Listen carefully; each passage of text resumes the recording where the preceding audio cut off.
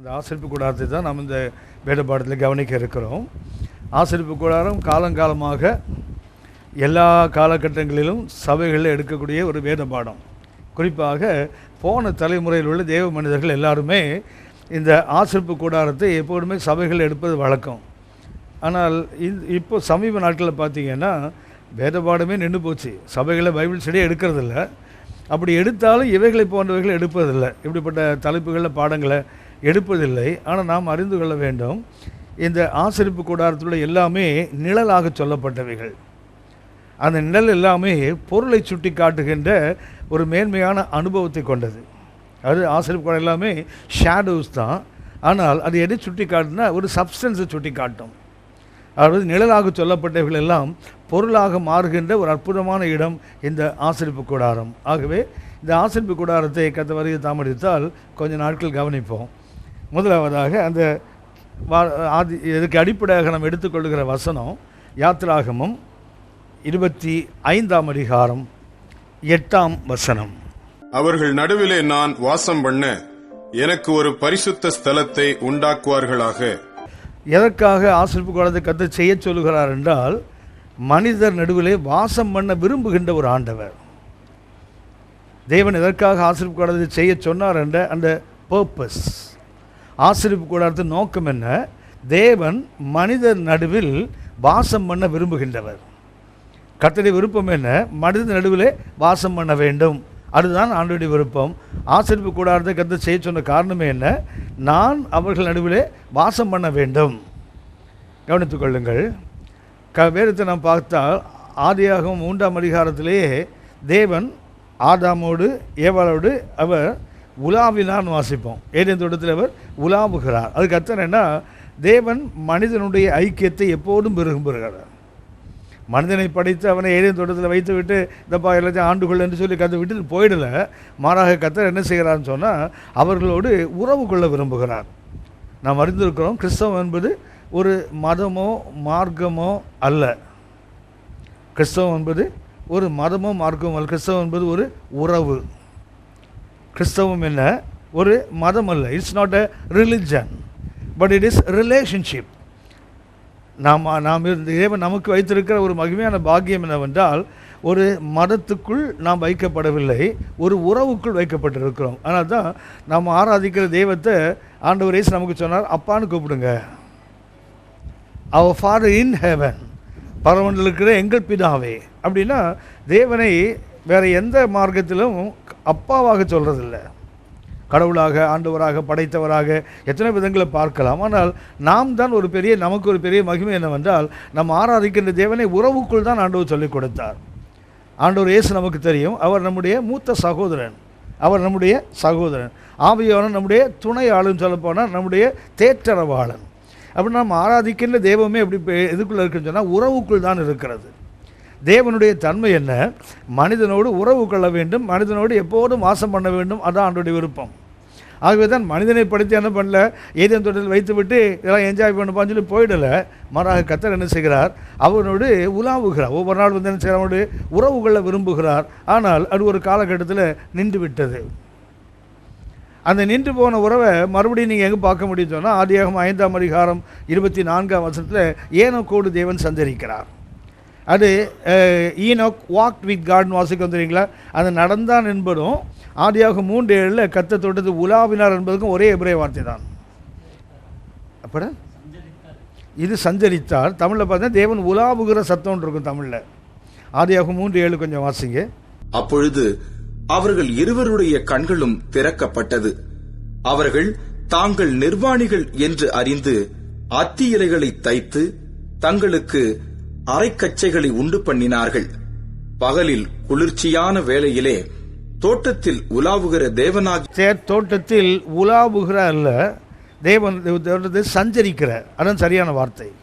எப்படி ஆதியாகமம் 5ஆம் அதிகாரம் 24 ஏனோக்கோடு தேவன் சஞ்சரித்தார்னு போட்டிருக்கிறதோ அதே வார்த்தை தான் எங்கே பயன்படுத்துகிறாங்க. ஆதியாகமம் 3:7-8 பார்த்தீங்கன்னா அங்கேயும் உலாவினான்னு போட்டு தெரியுங்களா? ஆக்சுவலாக என்ன வார்த்தைன்னா கர்த்தர் சஞ்சரித்தார். ஆதியாகமம் 6:9 பார்த்தீங்கன்னா நோவா தேவனோடு சஞ்சரித்தான். அப்படின்னா ஒவ்வொரு காலகட்டத்திலும் கர்த்தர் தேவன் மனிதனோடு சஞ்சரிக்க விரும்புகிறவர். ஆனால் எல்லாத்துக்கும் என்ன வரும்? ஒரு முற்றுப்புள்ளி வந்து கொண்டே இருக்கும். தேவன் தெரிந்து கொண்ட ஆபிரகாமுடைய சந்ததி அவர்கள் எகிப்துக்கு போயிட்டாங்க. எகிப்துக்கு போன பிறகு அவர்களை திரும்ப அழைத்து கொண்டு வரும்போது கர்த்தர் யாத்திராகமம் 12ஆம் அதிகாரத்தில் பார்த்தீங்கன்னா அவர்களுக்கு பஸ்கா ஆட்டினாலே ஒரு விடுதலையை கொடுக்கிறார். அது தேவன் சஞ்சரித்து கொண்டிருந்தார், தேவன் மனிதனோடு உறவு கொண்டு உலாவிக் கொண்டிருந்தார். ஆனால் அவர்கள் அடிமைகளாக போன பிறகு அங்கே என்ன கிடையாது, நான் பின்னாடி கவனிப்போம். அங்கே அவர்களுக்கு ஆராதனையில் கர்த்தர் அவங்க அடிமைத்தனத்தில் என்ன செய்யவர்கள் ஆராதித்ததாக வேறும் சொல்லலை. அடிமைத்தனத்தின் நாட்களில் வேறும் சொல்லுகிறது அவர்களுக்கு தேவனை எகிப்தில் ஆராதித்தார்கள் என்று, இல்லை தேவனோடு உறவு கொண்டார்கள் என்று வேறு நமக்கு சொல்லப்படவில்லை. அடிமைத்தனத்தில் இருந்த நாட்கள் அவங்க தேவனை ஆராய்ச்சி சொல்லப்பட்ட தேவனோடவர்களுக்கு சரியான உறவு இல்லாமல் இருந்தது. ஆனால் யாத்திராகமம் 12ஆம் அதிகாரத்தில் பஸ்கா ஆட்டினாலே கர்த்தர் அவர்களை விடுவித்தார். அடுத்தது பார்த்தீங்கன்னா 19ஆம் அதிகாரத்தில் கர்த்தர் அவர்களை 19:5-6 வசனங்களை பார்த்தீங்கன்னா கர்த்தர் அவரை தமக்கு சொந்த ஜனமாக அவர்களை சம்பத்தாக தெரிந்து கொள்கிறார். யாத்திராகமம் 12ஆம் அதிகாரத்தில் பஸ்கா ஆட்டினால் அவர்களை அடிமைத்தனத்திலிருந்து வெளியே கொண்டு வருகிறார். 19ஆம் அதிகாரம் 5-6 வசனத்தை வாசிங்க. இப்பொழுது நீங்கள் என் வாக்கை உள்ளபடி கேட்டு என் உடன்படிக்கையை கைக்கொள்வீர்களானால் சகல ஜனங்களிலும் நீங்களே எனக்கு சொந்த சம்பத்தாயிருப்பீர்கள். பூமியெல்லாம் என்னுடையது. அப்படின்னா தேவன் அவர்களை மீட்டார். அடுத்து என்ன செய்கிறார், அவர்களை சொந்தமாக மாற்றிக்கொள்ளுகிறார். 20ஆம் அதிகாரத்தில் பார்த்தீங்கன்னா கர்த்தர் அவர்களுக்கு சட்டங்களை கொடுக்கிறார். யாத்திராம் 20ஆம் அதிகாரத்தில் என்ன கொடுக்க கர்த்தர், God gave them the law. முதல்ல டெலிவரன்ஸ், அடுத்தது they were made the possession of God.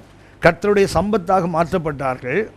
முதல்ல என்ன பண்ணாங்க, they were delivered, விடுவிக்கப்பட்டார்கள்.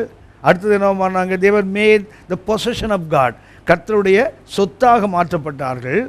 20ஆம் அதிகாரத்தில் God gave them the law, அவர்களுக்கு நியாயப்பிரமாணத்தை கொடுத்தார். இதெல்லாம் எதுக்கு செய்கிறார் அப்படின்னா 25:8 சொல்கிறாரு, நான் உங்களோட வாசம் பண்ணணும். So that's the purpose of டாபர்நாக்கிள்.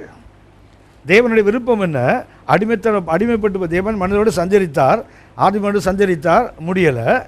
அடுத்தது ஏனோக்கோட, அடுத்தது நோவாவோட. ஆனால் ஒரு காலகட்டத்தில் நின்று போகிறது. மறுபடியும் கர்த்தர் என்ன செய்கிறார், ஒரு ஜனத்தை பஸ்கா ஆட்டின் ரத்தத்தினால மீட்கிறார். அடுத்தது என்ன செய்கிறார், அவர்களை தன்னுடைய சொந்தமாக, தன்னுடைய சொந்த சொத்தாக மாற்றுகிறார். சம்பத்து என்றால் பொசஷன், அவருக்கு சொந்தமானதாக மாற்றுகிறார். அடுத்தது அவங்க இப்படி தான் வாழ வேண்டும் என்று என்ன செய்கிறார், சட்டத்தை கொடுக்கிறார். உங்களுக்கு தெரியும் 10 கற்பனைகள் 2 தான் இல்லையா. ஒன்று என்ன, தேவனுக்கும் மனிதனுக்கும் உள்ள உறவு, அடுத்தது மனிதனுக்கும் உள்ள உறவு. அந்த 2 கற்கள் இருக்கு இல்லையா, அந்த 2 கற்களில் 10 கற்பனைகளை கர்த்தர் கொடுத்தால் முதல் 4 கற்பனைகள் என்ன, relationship between God and man. அடுத்த 6 என்னதுங்களா, relationship between man and man. கர்த்தர் என்ன பண்ணார், தேவனோடு எப்படி வாழ வேண்டும், மனிதனோடு எப்படி வாழ வேண்டும் என்ன பண்ணார், அவர்களுக்கு சட்டத்தை கொடுத்து விட்டு இப்போ சொல்கிறாரு, ஐ want to twelve among you, உங்கள் நடுவில் என்ன பண்ணுறேன், வாசம் பண்ண விரும்புகிறேன். அப்படியானால் கர்த்தர் ஏன் அந்த ஆசரிப்பு கூடாது செய்ய சொன்னார் என்றால், கர்த்தர் அவர்களே வாசம் பண்ண விரும்புகிறார். நான் முதல்ல சொன்னவங்களுக்கு அந்த ஆசரிப்பு கூடாரத்தின் மொத்த கருத்து என்னதுங்களா, இது ஷேடோ தான், அதாவது நிழல் தான். இந்த நிழல் தான் எதை சுட்டி காட்டுகிறது, பின்னாடி தேவன் வைத்திருக்கின்ற அந்த பொருளை சுட்டி காட்டுகிறது. அதனால ஆசரிப்பு கூட நாம் கவனிக்க போகிற எல்லாம் என்னதுங்களா, ஷேடோ எப்படி சப்ஸ்டன்ஸாக மாறுது, நிழல் எப்படி பொருளாக மாறுகிறது, இதுதான் நாம் கவனிக்க போகின்ற அந்த வேத பாடத்தினுடைய மைய கருத்து. நீங்கள் அறிந்திருப்பீர்கள், தேவனுடைய நான் சொன்ன முதல்ல தேவனுடைய அனாதி திட்டம் என்ன தெரியுங்களா, மனிதனோடு கர்த்தர் என்ன செய்யணும், வசிக்க வேண்டும், வாசம் பண்ண வேண்டும். எசேக்கியேல் 37ஆம் அதிகாரம் நம்ம எல்லாருக்கும் தெரிந்த ஒரு அற்புதமான வேத பகுதி. 37 அந்த 1-14 வரைக்கும் வாசித்து பார்த்தீங்கன்னா, உலர்ந்த எலும்புகளை கர்த்தர் ஒரு தேவ சேனையாக மாற்றுவார். எசேக்கியேல் 37ஆம் அதிகாரம் 1 முதல் 14 வரைக்கும் வாசித்து பார்த்தீங்கன்னா, உலர்ந்து நம்பிக்கையற்று கிடந்த எலும்புகள் என்னாகுது, ஒரு கால் ஊண்டி நிற்கிற ஒரு தேவ சேனையாக மாற்றப்படுகிறது. இது முதல் பகுதி. அதுக்கு அடுத்த பகுதி பார்த்தீங்கன்னா 16ஆம் வசனத்துலேருந்து பார்த்தீங்கன்னா, கர்த்தர் ஒரு இல்லஸ்ட்ரேஷனை சொல்லுகிறார் தீர்க்கதரிசிக்கு. நீ என்ன செய்ய, ஒரு கோலை எடுத்து என்ன பண்ண, அதில் யூதா கோத்திரத்தினுடைய பேரை எழுது, யூதா பென்யமீனை பற்றி, அதாவது யூதையா அந்த பற்றி எழுது. இன்னொரு கோல் எடுத்து என்ன பண்ணு, எப்பிராயிமுக்கு சொந்தமான அந்த 10 கோத்திரங்களை, இஸ்ரவேல் கோத்திரத்தை எழுதி என்ன பண்ணு, 2ஐயும் ஒன்றாக இணைத்து கொடு. முதல் இல்லஸ்ட்ரேஷன் என்ன, உலர்ந்து போன நம்பிக்கையற்ற எலும்புகள் தேவசேனையாக மாறுது. ஸோ அதுக்கு அடுத்த தேவனுடைய திட்டம் என்ன தெரியுங்களா? ரெண்டாக இருக்கிற இஸ்ரவேல் ரெண்டாக பிரிஞ்சிச்சு. முதல்ல சமஸ்த இஸ்ரவேலாக இருந்தது சவுல் நாட்களில், தாவீது நாட்களில், சாலமோன் நாட்களில். சாலமோனுக்கு பின்னாடி ரெகோபியாம் யெரொபெயாம் காலத்தில் 2-10 பிரிஞ்சுது. பிரிந்தவர்களே கர்த்தர் நினைச்சார், மறுபடியும் என்ன செய்வார்? அவர்களை இணைக்க போகிறேன். ஒரு கோலை எடுத்து யூதாவுக்கு எழுது, இன்னொன்று எடுத்து இஸ்ரவேல் எழுது, எப்பிராயிமுக்கு எழுது, ரெண்டையும் உன் கையில் இணைத்து வை, ஜனங்களை பார்த்து சொல்லு, கர்த்தர் என்ன செய்ய போகிறார்? அவர்களை இணைக்க போகிறார். கர்த்தர்கள் இணைத்து ஒன்றாக மாற்றப் போகிறார். எப்படி ஒன்றாக ரெண்டாக பிரிந்தார்களோ மறுபடியும் என்ன செய்ய போகிறாங்க? ஒன்றாக இணைக்கப்படுகிறார்கள். இதை சொல்லிட்டு வரும்போது அப்படியே கடைசியில் பார்த்தீங்கன்னா எங்கே வருவார் தெரியுங்களா? எதுக்கு இதெல்லாம் செய்கிறாரு? உலர்ந்து போன எலும்பை தேவசேனையாக மாற்றுகிறார். அடுத்தது உடைந்து போன இஸ்ரவேல் என்ன பண்ணுறாரு? ஒன்றாக இணைக்கிறார். காரணம் என்ன தெரியுங்களா?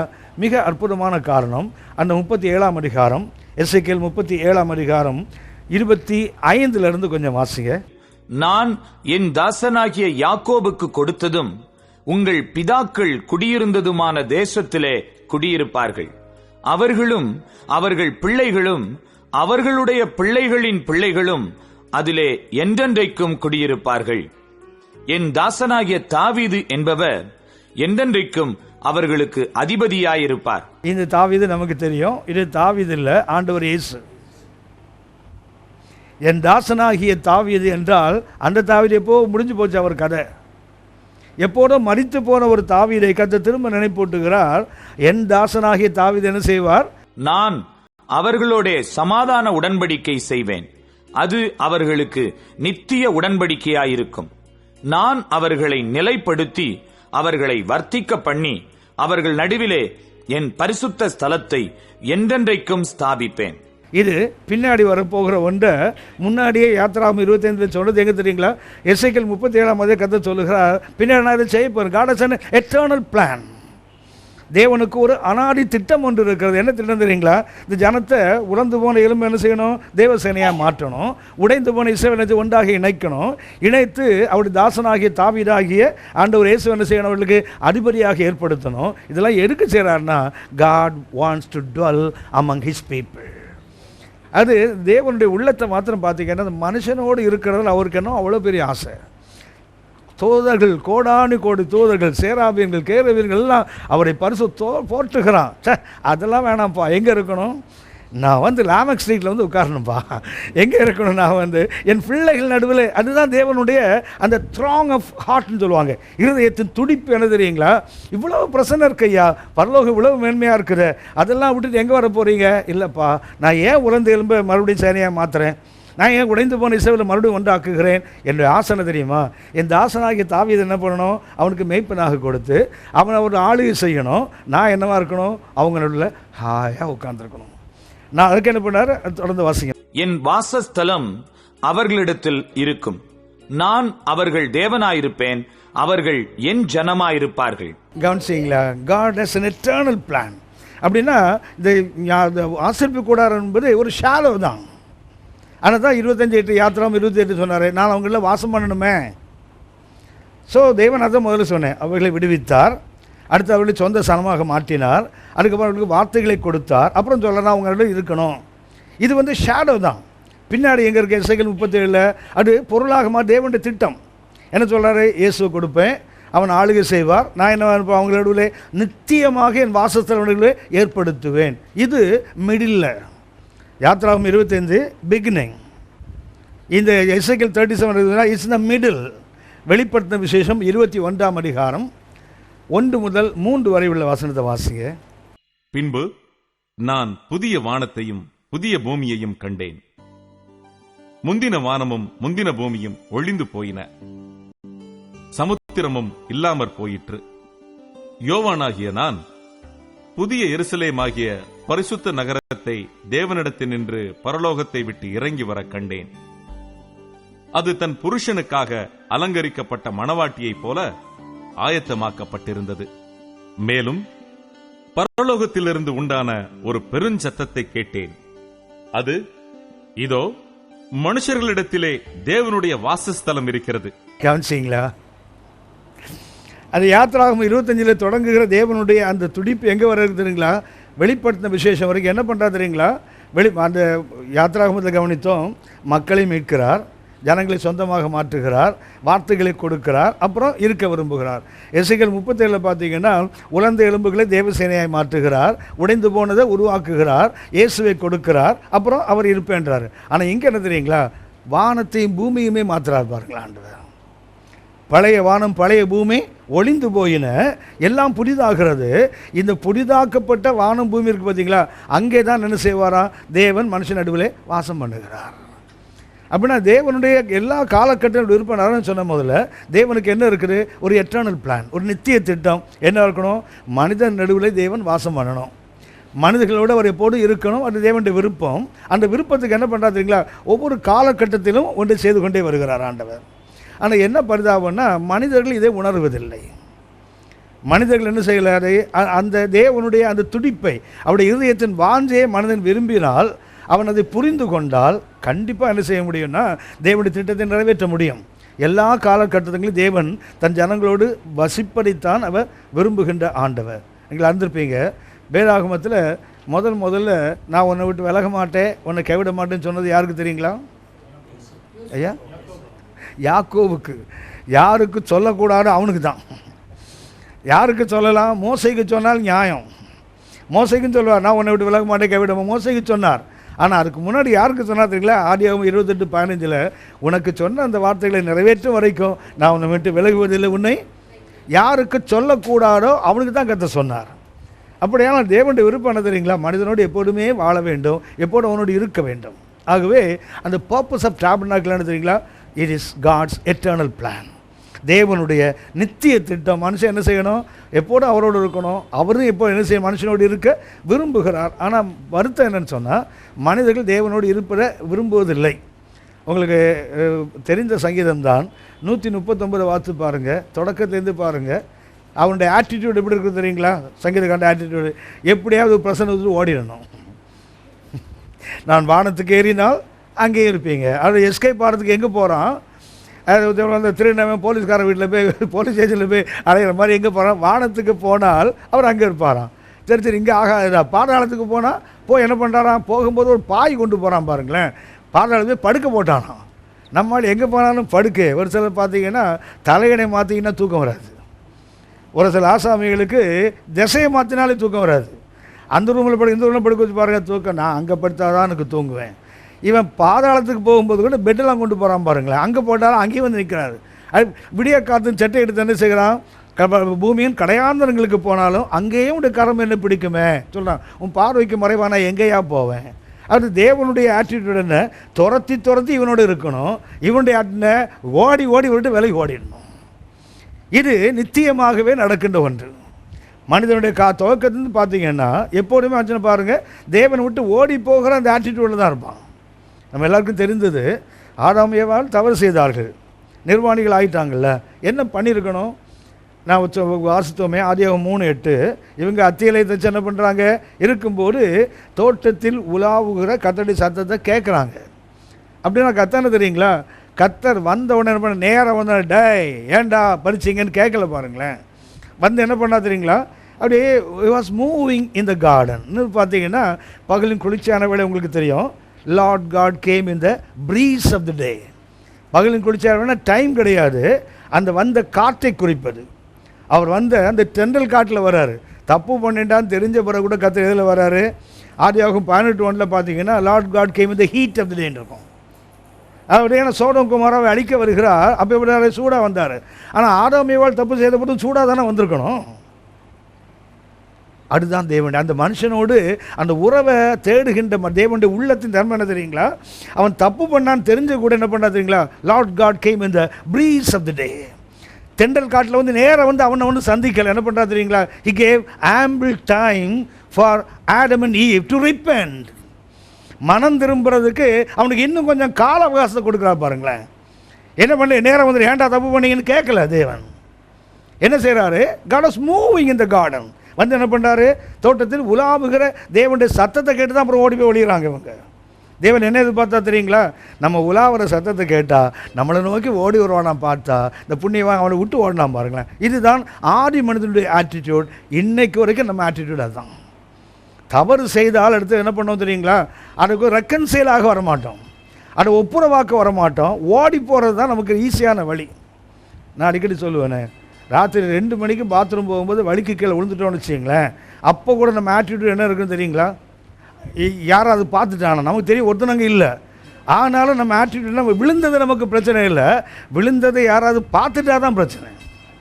ஏனென்றால் நம்முடைய ஆட்டிடியூட், நம்முடைய மனோபாவனைகளை எதையுமே மூடி மறைப்பது தான் நம்முடைய வழக்கம். இந்த பாட்டி அந்த காலத்தில் சொன்னால், காடி ஆனாலும் மூடி குடினாலும், குடிக்கிறது கஞ்சினாலும் என்ன செய்யணுமா, அதை மூடி குடிக்கணுமா, அப்படி ஜென்டலாக மூடி குடிக்க. திறந்து குடித்தா என்ன ஆகும், இன்றைக்கும் பார்த்தீங்கன்னா நிறைய பேர் அடுத்தவங்க பார்த்தா சாப்பிட மாட்டாங்க, பார்த்துருக்கீங்களா, வயிற்று வலி வந்துடுமா, வயிறு உடனே இவ்வளோ பெரிய வயிறு வச்சுருக்கேன், பார்க்கவே வேண்டாம், தானாகவே வயிற்று வலி வரும். வயிறு தான் இவ்வளோ பெருசாக இருக்குது, அதுக்கப்புறம் வயிறு ஏன் வலிக்காது, பார்த்தாங்களா அதனால் வயிற்று வலி வந்துட்டான். எப்போதுமே நமக்கு என்ன தெரியுங்களா, அவர் attitude is to hide anything, மறைப்பது தான் நம்முடைய சுவாபம். ஆனால் வேறு சொல்லுது, பாவத்தை மறைக்கிறவனுக்கு வாழ்வில்லை. நீதிமொழி 28:13 பாவத்தை மறைக்கிறவனுக்கு வாழ்வில்லை, அதை அறிக்கையிட்டு விட்டு விட்டால் இறக்கம் கிடைக்குமே. அது ஆதாம் ஏவாளுக்கு கிடைக்காதா, ஆதாம் ஏவாளுக்கு அது சொந்தமாகாதா? அப்படின்னா அவங்க தேவன் என்ன எதிர்பார்த்தா தெரியுங்களா, அவர் வந்து he was moving in the garden. எதுக்குன்னு சொன்னால், ஆதாம் ஏவாள் என்ன செய்யணும், சட்டெல்லாம் தைச்சிட்டானுங்க, போட்டு பார்த்துட்டாங்க, அவனுக்கு தெரிஞ்சு போச்சு. சட்டை போட்ட பிறகு அவனுக்கு என்ன தெரியுது, தாங்கள் நிர்வாணின்னு தெரியுது பாருங்களேன். ஆனால் தான் இன்றைக்கு வரைக்கும் ஒரு டெய்லரும் ஒழுங்காக தைக்கிறது இல்லை. ப்ளவுஸ் தைக்கிற ஆளை வேணால் கேட்டு பாருங்களேன், ஐயோ நாங்கள் படுற பாடு, ஒவ்வொரு முறை தைக்கும் போதும் ஒவ்வொரு மாதிரி தைக்கிறான். சட்டை பேண்ட்டு கொடுத்து பாருங்கள், 2 பேண்ட்டு ஒரே நேரத்தில் துணி கொடுத்து பாருங்கள், ஒரே மாதிரி தான் போட்டு கட் பண்ணுவாங்க, ஆனால் போட்டு பாருங்கள் வேறு வேறையாக இருக்கும் ரெண்டும். கவனித்து ஏன் தெரியுங்களா, முதல் டெய்லரே ப்ராப்ளம் தான். முதல் டெய்லர் யார், ஆடம் டெய்லர்.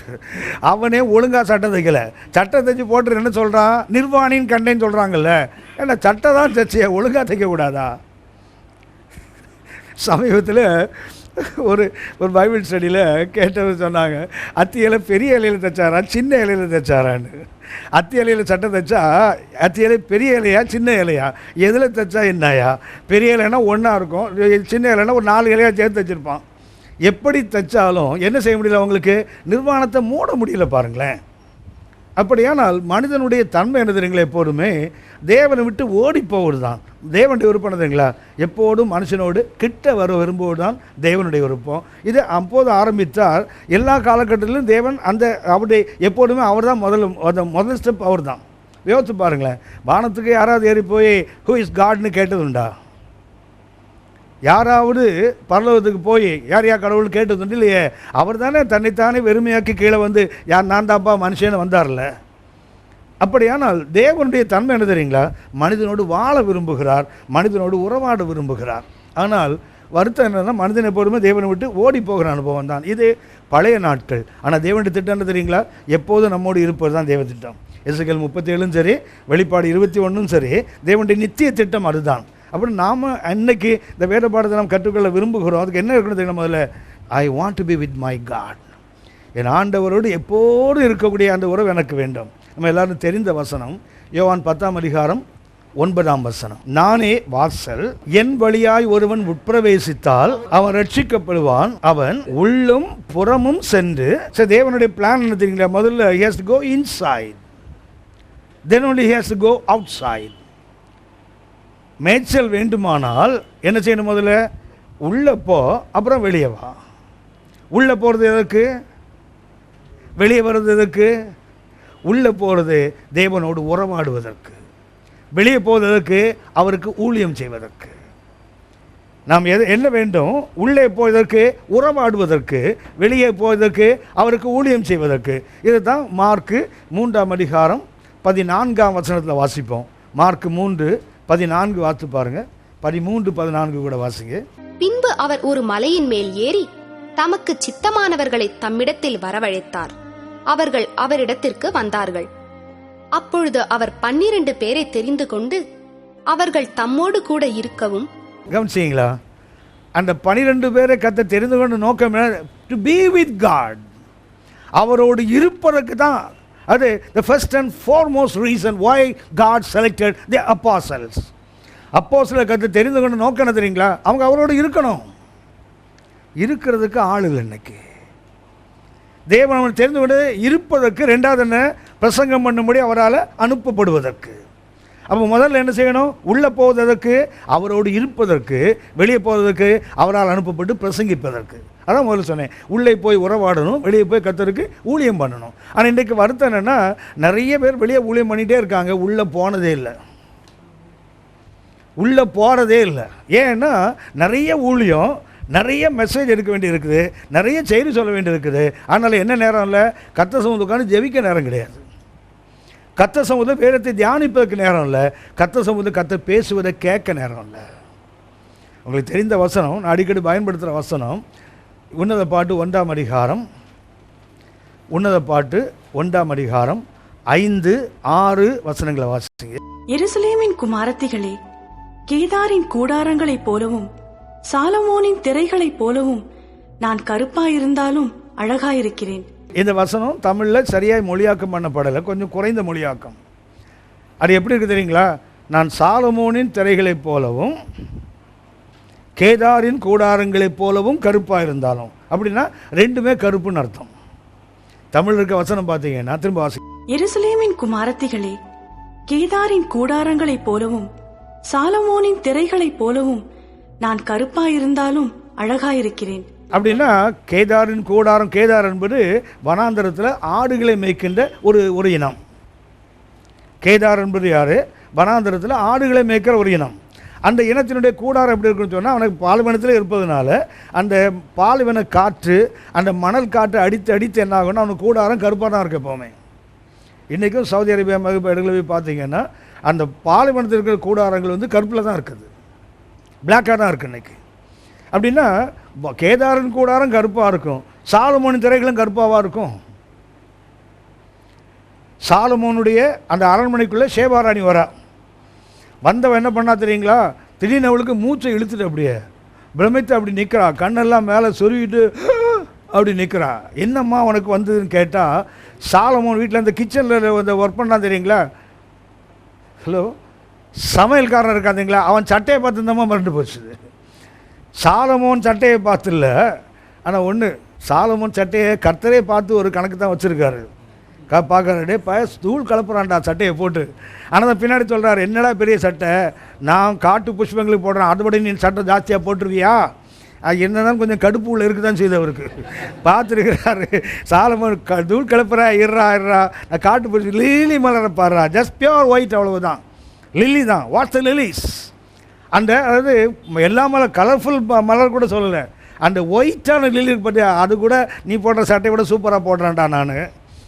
அப்படின்னா கர்த்தரே சாலமோன் சட்டையை பார்த்து மிரண்டுவாருன்னு சொன்னால், அந்த சேபாராஜ் ராணி வந்து அவனுடைய அந்த சமையல்காரன் சட்டையை பார்த்து மிரண்டல் ஒன்றும் ஆச்சரியம் இல்லை.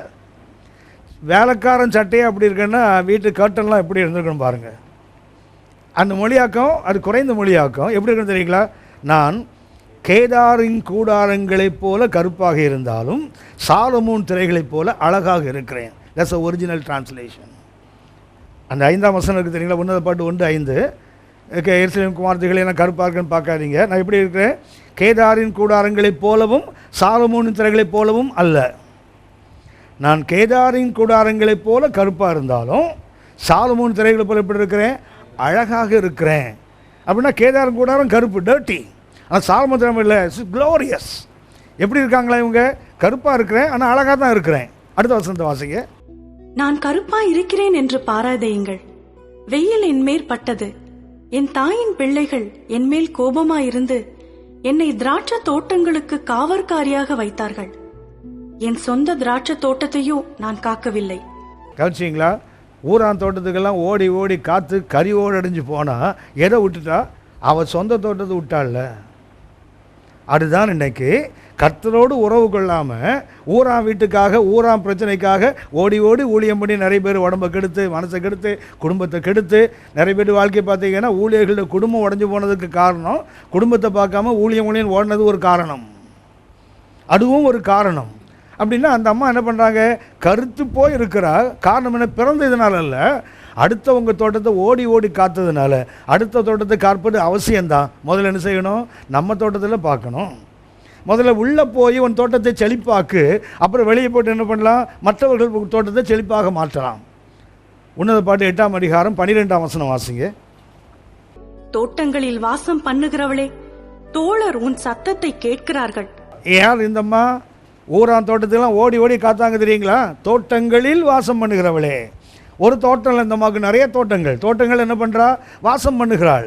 ஒவ்வொரு தோட்டத்துக்கும் போய் அதை பாதுகாக்கலாம், பராமரிக்கா, அது தண்ணியை ஊற்றுறா, அதை களை எடுக்கிறா, என்னென்னவோ பண்ணுறா. தோட்டங்களில் வாசம் பண்ணுகிறவளே, தோழர் உன் சத்தத்தை கேட்கிறார்கள். நானும் கேட்கட்டுமே. உன் தோட்டத்துக்கு உரிமையாளர் ஒருத்தர் இருக்காரு, அவர் உன் சத்தத்தை கேட்கல, ஊரில் உள்ளவங்களாம் உன் சத்தத்தை கேட்குறானே. இன்றைக்குள்ள குடும்பங்கள் நிறைய பிரச்சனைக்கு காரணம் என்ன தெரியுங்களா? கணவன் மனைவி இருப்பாங்க, இந்த பையனோ பொண்ணோ ஃபோன்லேயே பேசுதுன்னு வச்சுக்கிங்களேன், ஊரில் உள்ளவங்களாம் உன் சத்தத்தை கேட்குறான், நான் கேட்கலன்னு சண்டை வருமா வராதா? குடும்பத்தில் குழப்பம் வருமா வராதா? கர்த்தரே சொல்கிறார் பாருங்களேன், தோட்டங்களில் வாசம் பண்ணுறவளை உன்னுடைய சத்தத்தை யார் கேட்குறாங்க? தோழர்கள் கேட்கிறார்கள், நானும் கேட்கட்டுமே. எவ்வளோ அந்த ஒரு ஆரங்கத்தை பாருங்களேன், தேவனுடைய உள்ளத்தின் ஆழத்தின் வேதனையை பாருங்களேன். எல்லாரும் உன் சத்தத்தை கேட்குறாங்களே, தோழர்கள்லாம் கேட்குறாங்களே, ஏன் நான் கேட்கக்கூடாதா? நான் உன்னோட நீ என்னோட பேசக்கூடாதா?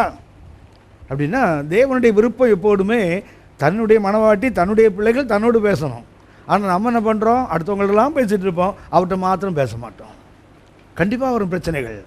நெல்லை மாவட்டத்தில் சில மாதங்களுக்கு முன்னாடி திருமணமாகி ஒரு 2-3 மாதத்துக்குள்ளே ஒரு கணவன் மனைவியும் நெல்லை மாவட்டத்தில் ஒரு ஹிந்து ஃபேமிலி, அவங்க ஒரு டெம்பிளுக்கு போயிட்டு வராங்க. வரும்போது என்ன பண்ணாங்க, ஒரு இடத்துல காரை நிறுத்தி 2 பேரும் அந்த சைட் ரொம்ப நல்லா இருக்குது பாருங்க சொல்லிட்டு இருக்கும்போது திடீர்னு கார் மூவ் ஆகி என்ன பண்ணினா அந்த பொண்ணு மேலே இடிச்சிச்சு. அது பொண்ணு கீழே விழுந்தா, அந்த வீல் வந்து பொண்ணு மேலே ஏறி செத்து போயிட்டான். இது போலீஸ் கேஸ் ஆச்சு. என்ன பண்ணாங்க, வண்டியை நிறுத்திட்டு வந்தேன், ஹேண்ட் பிரேக் போடாமல் வந்துட்டேன், வண்டி அப்படி மூவ் ஆச்சு, விழுந்தது. போலீஸ்காரன் சும்மா விடுவானா? நோண்டி கேட்டான். அப்போ அவன் சொன்னான், நான் தான் அவளை வெளியே தள்ளி காரை ஏற்றி கொன்னேன். ஏன்டா கொன்னேன்? கல்யாணம் ஆனது பார்க்குறேன், அவள் ராத்திரியும் பார்க்கல, யார்கிட்டையோ ஃபோன் பேச கேட்டால் ஃப்ரெண்டுகிட்ட பேசுகிறேன்றா. எங்கிட்ட பேச அவளுக்கு நேரம் இல்லை, ஃப்ரெண்டு உனக்கு வேணுமா? நீ உலகத்தையும் இருக்க கூட போய் சேர்ந்துருன்னு நானே ஏற்றி கொண்டுட்டேன். அண்ணன் உள்ளே இருப்போம். மனிதன் இவ்வளவு ரிட்டாலியேட் பண்ணுவான்னா வானத்தின் தேவன் நாம் அவரோடு பேசணும்னு விரும்புகிறாரு, நாம் அவரோடு உறவு கொள்ள வேண்டும் என்று விரும்புகிறார். ஆனால் நாம் என்ன பண்ணுறது தெரியுங்களா? யார்கிட்டையோ பேசிட்டு உட்காந்துருக்கிறோம், அவர்கிட்ட பேசலைல்ல. தோட்டங்களில் வாசம் பண்ணுகிறவளே, மற்றவங்க தோட்டத்துக்காக ஓடி ஓடி நீ கருத்து போயிட்ட. நீ பிறப்பில் அப்படி இல்லை. உன் சாயின் பிள்ளைகள் மேல் கோபம் கொண்டு உன்னை திராட்சை காவல்காரையை வைத்ததுனால நீ கருத்து போயிட்ட. ஆனால் உன் தோட்டத்தை நீ பாதுகாக்கலையே, உன் தோட்டத்தை நீ பார்க்கலையே. மாலை வேளையில் நாம் இதை தெளிவாக புரிந்து கொள்ள வேண்டும். கர்த்தர் எதுக்கு இந்த ஆசீர்வாத கூட்டத்தை உண்டாக்கினார்? God has got an eternal plan. நித்தியமாக நம்மோடு இருப்பது தேவனுடைய விருப்பம். அதுக்கு என்ன பண்ணுறாரு? யாத்ராகமத்தில் ஷேடோ, எசேக்கியேலில் பார்த்தீங்கன்னா அதனுடைய விளைவை தரிசனமாக காட்டுகிறார். ஆனால் பின்னாடி பார்த்தீங்கன்னா வெளிப்பாடு 21 அது it came to reality. So இதுதான் அந்த ஆசீர்வாத கூடாத முக்கியமான நோக்கம். அப்படின்னா இந்த ஆசீர்வாத கூடாத வார்த்தையை கவனிப்போம். இந்த டாபர்நாக்கிள் தெரியுங்களா, எனக்கு பயன்படுத்துகின்ற ஒரு எபிரேய வார்த்தையை பயன்படுத்துகிறாங்க, மிக்தாஷ்.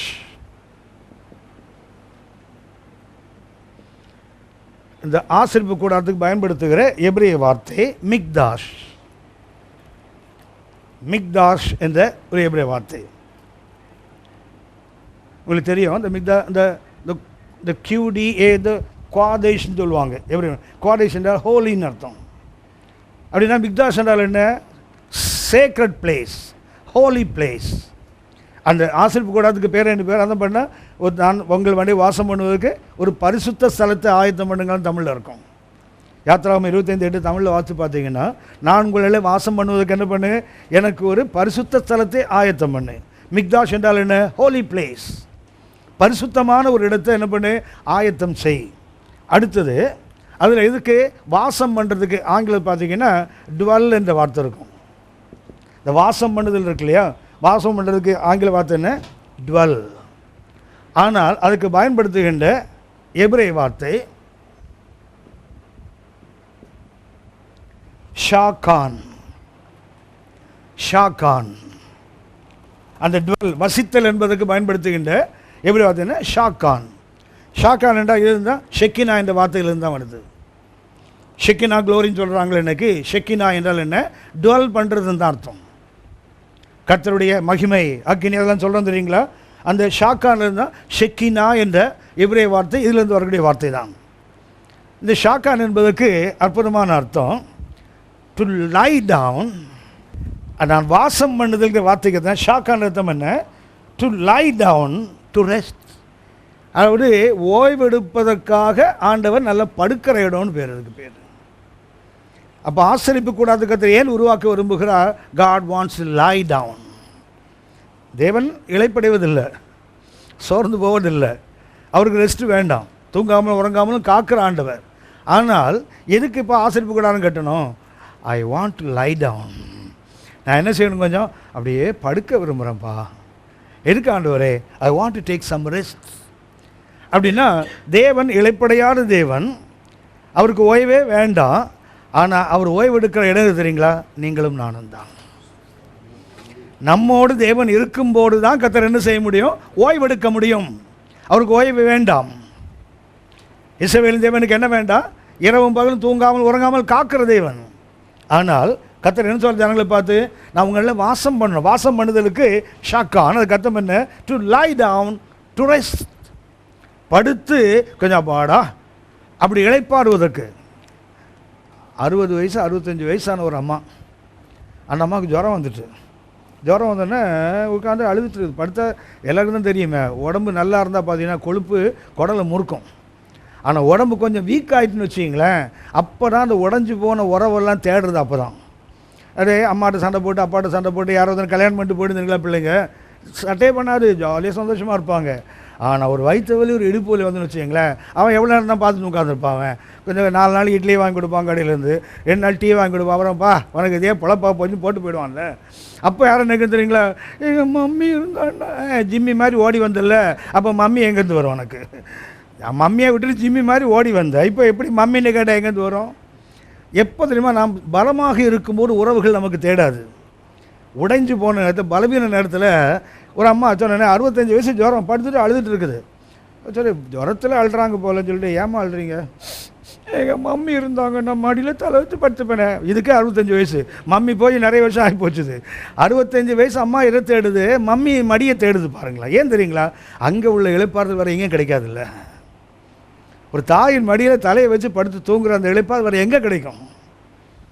கர்த்தர் சொல்கிறாரு, எப்பா எனக்கு எங்கேயுமே இளைப்பாறுதல் கிடையாதுப்பா, எனக்கு ஒரு ஆசிரிப்பு கூடாத கட்டு, நாங்கள் என்ன செய்ய வந்து கொஞ்சம் படுத்துக்கிறேனே. இது ஏன் மூளைக்கு எட்டவே இல்லை. இது ஆண்டவர் இப்படியும் நம்மள்ட்ட கீழே இறங்கி வந்து கேட்பாரா? I want to lie down, to rest. நான் ஓய்வு எடுக்கிறதுக்கான ஒரு இடம் வேணும்ப்பா, எனக்கு ஒரு காசு போட கட்ட மாட்டியா? அப்படின்னா நமது உறம்பை எந்த அளவுக்கு கத்த தேடுறாரு பாருங்களேன், எந்த அளவுக்கு ஆண்டவர் நம்முடைய உறவை விரும்புகிறார் பாருங்க. ஆனால் வருத்தம் என்னென்னா, நாம் அவரை விட்டு ஓடத்தான் ட்ரை பண்ணிகிட்டு இருக்கிறோம். அது இந்த பாடத்தில் நம்ம எதை கற்றுக்கொள்கிறோமோ கற்றுக்கலையோ, இது முக்கியமானது. ஆண்டவர் நம்ம உள்ளத்தில் வாழ விரும்புகிறார். நமக்கு தான் தெரியுமே, நாம் தானே கர்த்தருடைய ஆலயம், இங்கே தானே இருக்க விரும்புகிற ஆண்டவர். அதனால் தேவன் எங்கே உண்மையில் இளைப்பாற முடியும்? தேவனுக்கு இளைப்பாறுதல் கிடையாது. உங்களுக்கு தெரியும், யாத்திராகமம் 31ஆம் அதிகாரம் 17ஆம் வசனம் பார்த்தீங்கன்னா, கர்த்தருடைய இளைப்பாறுதல் என்ன தெரியுங்களா? அவர் படைத்தவைகளை திரும்ப பார்த்து பூரித்தாராம். அதுதான் கர்த்தருக்கு இளைப்பாறுதல். யாத்திராகமம் 31:17. அது என்றைக்கும் எனக்கும் இஸ்ரவேல் புத்திரருக்கும் அடையாளமாயிருக்கும். 6 நாளைக்குள்ளே கர்த்தர் வானத்தையும் பூமியையும் உண்டாக்கி 7ஆம் நாளிலே ஓய்ந்திருந்து பூரித்தார் என்றார். அப்புறம் கர்த்தருடைய ஓய்வு என்ன தெரியுங்களா? அவர் படைத்தவைகளை திரும்ப பார்த்து ரிஜாய்சிங். அதான் கர்த்தருக்கு ஓய்வு. கர்த்தருடைய ரெஸ்ட் என்ன? 7ஆம் நாளில் ஓய்ந்திருந்தார்னு சொன்னால் படுத்து தூங்கிடலை. என்ன பண்ணார்? 6 நாளில் படைத்தவைகளை தேவன் திரும்பி பார்க்கும்போது காட் இஸ் ரிஜாய்சிங், பூரித்தாராம். ஆனால் இப்போ சொல்கிறாரு, எனக்கும் என்ன வேணும்? கொஞ்சம் ஓய்வு வேணும்ப்பா. அதுக்கு யார் தான் வேணும்? நீ தான் வேணும். நீ தான் ஒரு ஆசைப்படுறது கட்டி எழுப்பினால் நான் என்ன செய்வேன்? வந்து கொஞ்சம் இளைப்பாறுவேனே. அதான் ஆண்டவர் சொன்னா தெரியுங்களா? ஆகாயத்து பறவைகளுக்கு கூடு, நரிகளுக்கு குழி, மனுஷகுமான தலை சாய்க்க இதுதான். அவருக்கு தலை சாய்க்க இடம் இல்லை. எங்கே தலையை சாய்த்தார்? எங்கே தலையை சாய்த்தார்? ஆமாம், சிலுவையில சாய்ச்சார். சிலுவையில எங்கே? பர்டிகுலர் பிளேஸ் இது. ஏசாயா 63ஆம் அதிகாரம் 5ஆம் வசனம் வாசிங்க. நான் பார்த்தேன், துணை செய்வார் ஒருவரும் இல்லை, தாங்குவார் ஒருவரும் இல்லை என்று ஆச்சரியப்பட்டேன். அப்பொழுது என் புயமே எனக்கு ரட்சிப்பாகி. எது? அவர் தோளில் தான் அவர் சாஞ்சி ஜீவனை விட்டார். தலை சாய்ப்பதற்கு அவருக்கு இடம் சிலுவையில் எங்கே கிடைத்தது? அவர் தோள் தான். என் புயமே எனக்கு ரட்சிப்பாகி அடிச்சுட்டாங்க சிலுவையில். அந்த தலை எங்கே தான் சாஞ்சிருக்க முடியும்? அந்த தோளில் தான். தேவன் இளைப்பாற விரும்புகின்ற ஒரு ஆண்டவர். அப்படின்னா எதுக்கு? the purpose of tabernacle. ஒரு காரணம் என்ன? God wants to lie down to rest. அதுக்கு அவருக்கு என்ன வேண்டும்? ஒரு இளைப்பாறுகின்ற இடம் வேண்டும். ரெண்டாவதாக the purpose of the tabernacle. ரெண்டாவது கர்த்தர் ஏன் அந்த ஆசரிப்பு கூடாரத்தை உருவாக்க சொன்னார்? லூக்கா 19ஆம் அதிகாரம் 10ஆம் வசனம். இழந்து போனதை தேடவும் ரட்சிக்கவுமே மனுஷகுமாரன் வந்திருக்கிறார் என்றார். அடுத்தது என்ன? To restore. இழந்து போன உறவை திரும்ப புதுப்பிப்பதற்கு தேவன் ஒரு ஆசரிப்பு கூடாரத்தை கேட்கிறார். முதல்ல டு ரெஸ்ட், அடுத்தது என்ன? To restore. இழந்து போனதை தேடவும் ரட்சிக்கவுமே மனுஷகுமாரன் வந்தார். நீங்கள் அறிந்திருப்பீங்க, புதிய பாட்டில் பார்த்தீங்கன்னா there are 32 reasons why Jesus came into the world. 32 காரணங்கள் சொல்லப்படுகிறது இயேசுவே உலகத்துக்கு வந்தார். அதில் அடிப்படை காரணம் என்ன தெரியுங்களா? இழந்து போனதை தேட வந்தார். அப்படின்னா முதல்ல என்ன? தேவனுக்கு மனிதனுக்கு ஒரு நல்ல உறவு இருந்தது. அது எங்கே தொலைந்தது? ஏதேனிலே காணாமல் போச்சுது. அந்த காணாமல் போன உறவை மறுபடியும் திரும்ப அல்லது ரிஸ்டோர் பண்ணுறதுக்கு, பழைய நிலைக்கு திரும்ப கொண்டு வருவதற்கு தான் இயேசு உலகத்துக்கு வந்தார். உங்களுக்கு தெரியும், இன்னும் சொல்ல போனால் அந்த தேவனுக்கும் மனிதனுக்குள்ள உறவுக்கு அடிப்படை இருந்தீங்களா? வர்ஷிப், ஆராதனை. இந்த இழந்து போனது என்ன? தேவனுக்கு மனிதனுக்குள்ளதுன்னு சொன்னால் ஆராதனை. ஏனென்றால் நமக்கு தெரியும், ஆதியிலே தேவன், ஆதியிலே தேவன். அது அர்த்தம் என்ன? ஆதியிலே ஆராதனை இருந்ததுன்னு அர்த்தம். இந்த பிகினிங் காட்னா கர்த்தர் எங்கே இருப்பார்? துதி நடுவில் வாசம் பண்ணுறவர். அப்போ ஆதியிலே தேவன் இருந்தார், அவர் சுற்றி என்ன இருக்குது? அப்போது இருந்தே துதி இருக்குது. அப்போ தேவன் எப்போதும் எங்கே இருக்க விரும்புகிறவர்? துதிகளின் நடுவிலே வாசம் பண்ண விரும்புகிற தேவன். முதல்ல அந்த ஆராதனையை சக்ஸஸ்ஃபுல்லாக செய்த மனிதன் யார் என்றால் ஆதாம் அல்ல, ஆபேல். முதல் ஆராதனை யார்? ஆபேல். 4ஆம் அதிகாரம் ஆதியாகமம் 4ஆம் அதிகாரம் 4ஆம் வசனம். ஆபேலும் தன் மந்தையின் தலையீற்றுகளிலும் அவைகளில் கொழுமையானவைகளிலும் சிலவற்றை கொண்டு வந்தான். ஆபேலையும் அவன் காணிக்கையையும் கர்த்தர் அங்கீகரித்தார். அப்படின்னா என்ன? முதல்ல தேவனோடு அந்த உறவை சரியாக ஏற்படுத்தினது யாருன்னு சொன்னால் ஆபேல். எதன் வழியாக? த்ரூ த ரைட் வர்ஷிப், ஒரு சரியான ஆராதனை.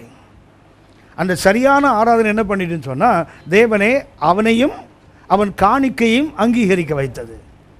உங்களுக்கு தெரியும், காயின் கனிகளை கொண்டு வந்து கொடுத்தான், கர்த்தர் ஏற்றுக்கொள்ளலை. ஆபேல் ஆட்டை கொடுத்தான், கர்த்தர் ஏற்றுக்கொண்டார். காரணம் என்ன? காயின் கொடுத்தது கனிகள், ஆபேல் கொடுத்தது தலையீற்று, அதில் கொழுமையான ஆடுகளை கொடுத்தான். கர்த்தர் ஏன் அதை ஏற்றுக்கொள்ளலை, இதையே ஏற்றுக்கொண்டார்? ரத்தம் இருந்தது, சரியா? அதில் என்ன இருந்தது? அது பிளட்லெஸ் ஆஃபரிங், இது பிளட் ஆஃபரிங். சரி, இது இப்படி கொடுத்தா தான் கர்த்தருக்கு பிடிக்கும்னு ஆபேலுக்கு எப்படி தெரியும்? நம்ம பிரசங்கம் தூள் கிளப்புவாங்க, பார்த்துருக்கீங்களா? ஒரு பிரசங்கம் பண்ணார், காயின் காய்களை கொடுத்தான், கர்த்தர் விட்டார். ஆபேல் ஆட்டை கொடுத்தான், கர்த்தர் என்று வாயை திறந்தார். நம்மளோட ரைமிங்லாம் அடிப்பான்ல ஆள். ஆட்டை கொடுத்ததுனால கர்த்தர் வாயை திறக்கலை. கவனித்துக்கொள்ளுங்கள். இந்த ஆராதனையில் விசேஷம் என்ன தெரியுங்களா? தேவனுக்குள்ள இந்த ஆராதனை விரும்புகின்ற ஒரு ஆர்வம் எப்போதுமே இருக்கும். தேவன் ஆராதிக்கிறவனை ரொம்ப விரும்புகின்ற ஆண்டவர். ஆனால் அந்த ஆராதனையை எப்படி இருக்கணும் தெரியுங்களா? அவர் எப்படி கொடுத்தா அவருக்கு பிடிக்குங்கிறத நமக்கு என்ன இருக்கணும்? we must have the ability to look into the mind of God. அப்படி எட்டி தேவனுடைய சிந்தைக்குள்ளே பார்க்கணும். நான் எப்படி ஆராதித்தா கர்த்தருக்கு பிடிக்கும். ஒரு சில பார்த்தீங்கன்னா அமைதியாக கர்த்தரை துதிப்பாங்க, ஒரு சில பார்த்தீங்கன்னா வாய்களை திறந்து சொல்லுவாங்க, சில கைகளை தட்டுறாங்க, சில ஆடுறாங்க. It depends upon the people.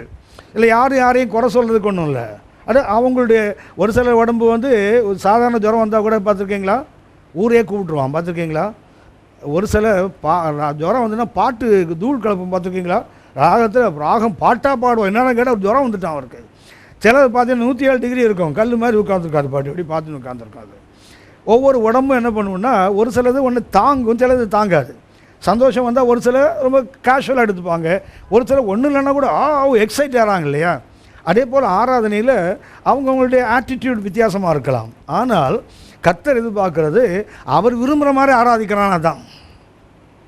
ஆபேலுக்கு என்ன இருந்தது? சரி, காயின் ஆபேலுக்குள்ள ஆராதனையில் சொன்னாங்க பிளட், அது முக்கியமானது. இந்த பிளட்டை கொடுத்தா தான் கர்த்தருக்கு பிடிக்குங்கிறது ஆபேலுக்கு எப்படி தெரியும்? வழக்கமாக என்ன சொல்லுவாங்க, அவங்க அப்பா அம்மா சொல்லியிருப்பாங்க. ஏன்னா அவங்க தப்பு பண்ணும்போது கர்த்தர் ஒரு மிருகத்தை கொண்டு அது தோலுடைய கொடுத்தாரு அப்படின்னா காயினுக்கு அவங்க சொல்லலையா? ஆபேலுக்கு சொன்னால் காயினுக்கும் சொல்லியிருக்கணும்ல. அப்போ காயினுக்கு அவங்க சொல்லலையா? கவனித்துக் கொள்ளுங்கள். அப்பா அம்மா சொன்னதாக வேறும் சொல்ல நம்முடைய யூகம் சொல்லியிருக்கலாம். அது நம்ம யூகம் தானே தவிர வசனம் அதை சொல்லலை. எபிரேயர் 11ஆம் அதிகாரம் 4ஆம் வசனம் வாசிங்க. அந்த ஆராதனையில் கர்த்தர் என்ன விரும்புகிறார் பாருங்கள். அந்த உறவு எப்படி இருக்கும்?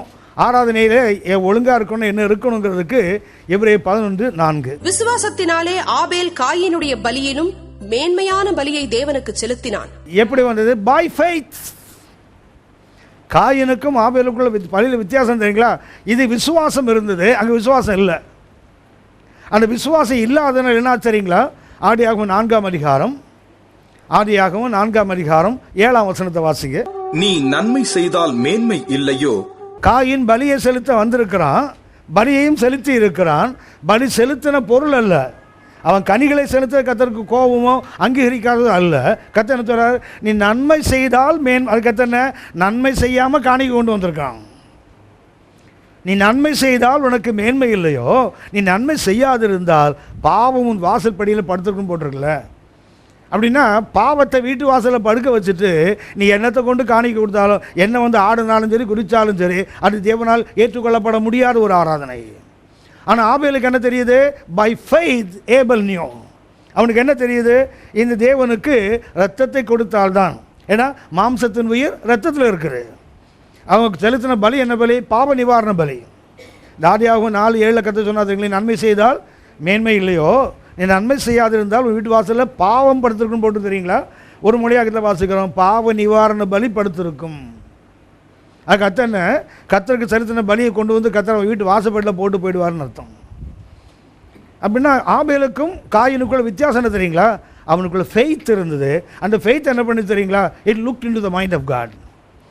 கர்த்தருடைய சிந்தைக்குள்ளே எட்டி பார்த்தது. இப்படி ஆராதிச்சா தான் கர்த்தருக்கு பிடிக்கும். அப்படின்னா நாம் எப்படி ஆராதிக்கிறோங்கிறது முக்கியம் அல்ல, அது நாம் செய்கிற ஆராதனை கர்த்தருக்கு பிரியமானதா? உங்களுக்கு தெரிஞ்ச வசனம் எபிரேயர் 12:28 வாசிங்க. ஆதலால் அசைவில்லாத ராஜ்யத்தை பெறுகிறவர்களாகிய நாம் பயத்தோடும் பக்தியோடும் தேவனுக்கு பிரியமாய் ஆராதனை செய்யும்படி. சரி, எப்படிப்பட்ட ஆராதனை வேண்டும்? பயம் இருக்கணும், பக்தி இருக்கணும். இன்னைக்கு பண்ண பயமும் கிடையாது, பக்தியும் கிடையாது. இன்றைய ஆராதனை பார்த்தீங்கன்னு சொன்னால் யோசிச்சு பாருங்கள், 8:30 மணி சர்வீஸ்னா 8:30 மணிக்கு சர்வீஸில் 8 பேர் கூட இருக்க மாட்டாங்க. அந்த பயம் நடுக்க இருந்தால் உட்காந்துருப்பாங்கல்ல? இல்லையே. குமரி மாவட்டத்தில் கருங்கல் பக்கத்தில் பாலப்பள்ளம்னு ஒரு ஊர் இருக்குது. அந்த பாலப்பள்ளத்தில் ஒரு சிஎஸ்சி சர்ச் இருக்குது. ஒரு 15 ஆண்டுகளுக்கு முன்னாடி ஒரு கன்வென்ஷன் நான் போயிருந்தேன்.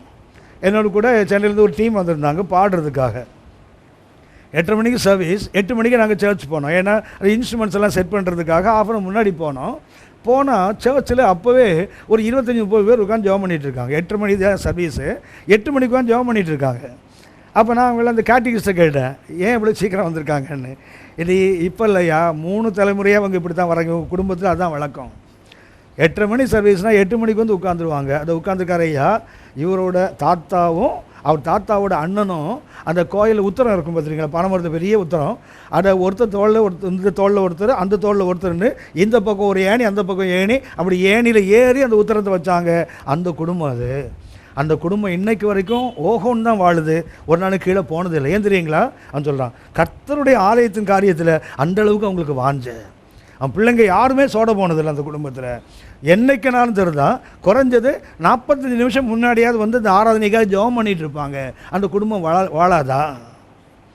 நம்மளால தான் 8:30 மணி சர்வீஸ்னால் 9:30 வந்தால் போதும், மூக்கு நீட்டெல்லாம் ரெடியாக இருக்கிறான். ஏன்னா அப்போ தானே 10:30 சர்வீஸ்னால் 10:15 வீட்டுக்கு ஓடிடலாம்ல. ஏன்னா முந்தி வந்தால் ஒரு கேடு என்னென்னா, ஆள் உள்ளே போய் மாட்டிப்பான், நடுவிலேருந்து போக முடியாது. இந்த காரு பைக்கில் வந்தான்னா உள்ளே மாட்டிக்கும், பின்னாடி வரலாம் வண்டி நிறுத்தி எடுக்க முடியாது. பின்னாடி வந்தோன்னா ஈஸியாக வண்டியை கழுத்திட்டு போயிடலாம், ஆளும் கழுத்திட்டு போயிடலாம், வண்டியும் கழுத்திட்டு போயிடலாம். எப்படி நம்முடைய ஆராதனை கர்த்தர் ஏற்றுக்கொள்ள முடியும்? என்ன வேண்டும்? we must have the ability to sense into the mind of God. கர்த்தருடைய சிந்தைக்குள்ளே எட்டி பார்த்து, அப்பா உங்களுக்கு பிடிக்கிற ஆராதனை ஆடுறனா பாடுறனா இல்லை அமைதியாக உட்காந்துருக்கிறேன்னா. சைதாப்பேட்டில் டாடன் நகர் இருக்குது, அங்கே எனக்கு தெரிஞ்ச ஒரு ஃபேமிலி என் கூட ஒர்க் பண்ணாங்க. அந்த அக்கா வந்து பிடபிள்யூடியில் ஒரு பெரிய அதிகாரி, அவர் வந்து என் கூட ஒர்க் பண்ணார். ஒரு நாள் அவங்க அந்த டாடன் நகரில் ஒரு மீட்டிங், அதுக்காக நான் போயிருந்தபோது அந்த சிஸ்டரோட அக்கா வந்து ஒரு கேத்தலிக் நன், இது கேத்தலிக் ஃபேமிலி அவங்க. இவங்க 2 பேரும் ஆண்டவருக்குள்ளே வந்திருக்காங்க. அங்கே திருச்சியிலேருந்து அந்த சிஸ்டர் வந்திருந்தாங்க. அப்போ நான் போனோடனே சொன்னாங்க, இவர் கேத்தலிக்லேருந்து ரட்சிக்கப்பட்டவர்னு சொன்னோடனே அந்த சிஸ்டர் ஒரு பெரிய பேர்டன் என்கிட்ட கொஞ்ச நேரம் பேசிகிட்டு இருந்தாங்க. வசனம் பற்றி பேசினவங்க ரொம்ப சந்தோஷமாயிடுச்சு. பைபிள் இப்படிலாம் இருக்கா பிரதர், எப்படி இவ்வளோ சீக்கிரத்தில் எப்படி இதெல்லாம் கற்றுக்கிட்டீங்க அப்படி பேசிகிட்டே இருக்கும்போது நான் சொன்னேன், சிஸ்டர் இப்போது லேட்டில் நான் பக்கத்தில் ஒரு மீட்டிங் தான் போகிறேன், நீங்கள் வந்தீங்கன்னா இன்னும் கொஞ்சம் வசனம் கேட்கலாமே. அவர் சொன்னாங்க, நான் வரல. ஏன்?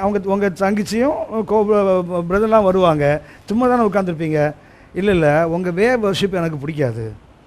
ஏன்னா நீங்கள் ரொம்ப கை தட்டுவீங்க, ட்ரம் அடிப்பீங்க, கத்துவீங்க, கதறுவீங்க. எனக்கு அமைதியாக இருந்து அப்பாட்ட பேசினா தான் எனக்கு பிடிக்கிற ஆராதனை.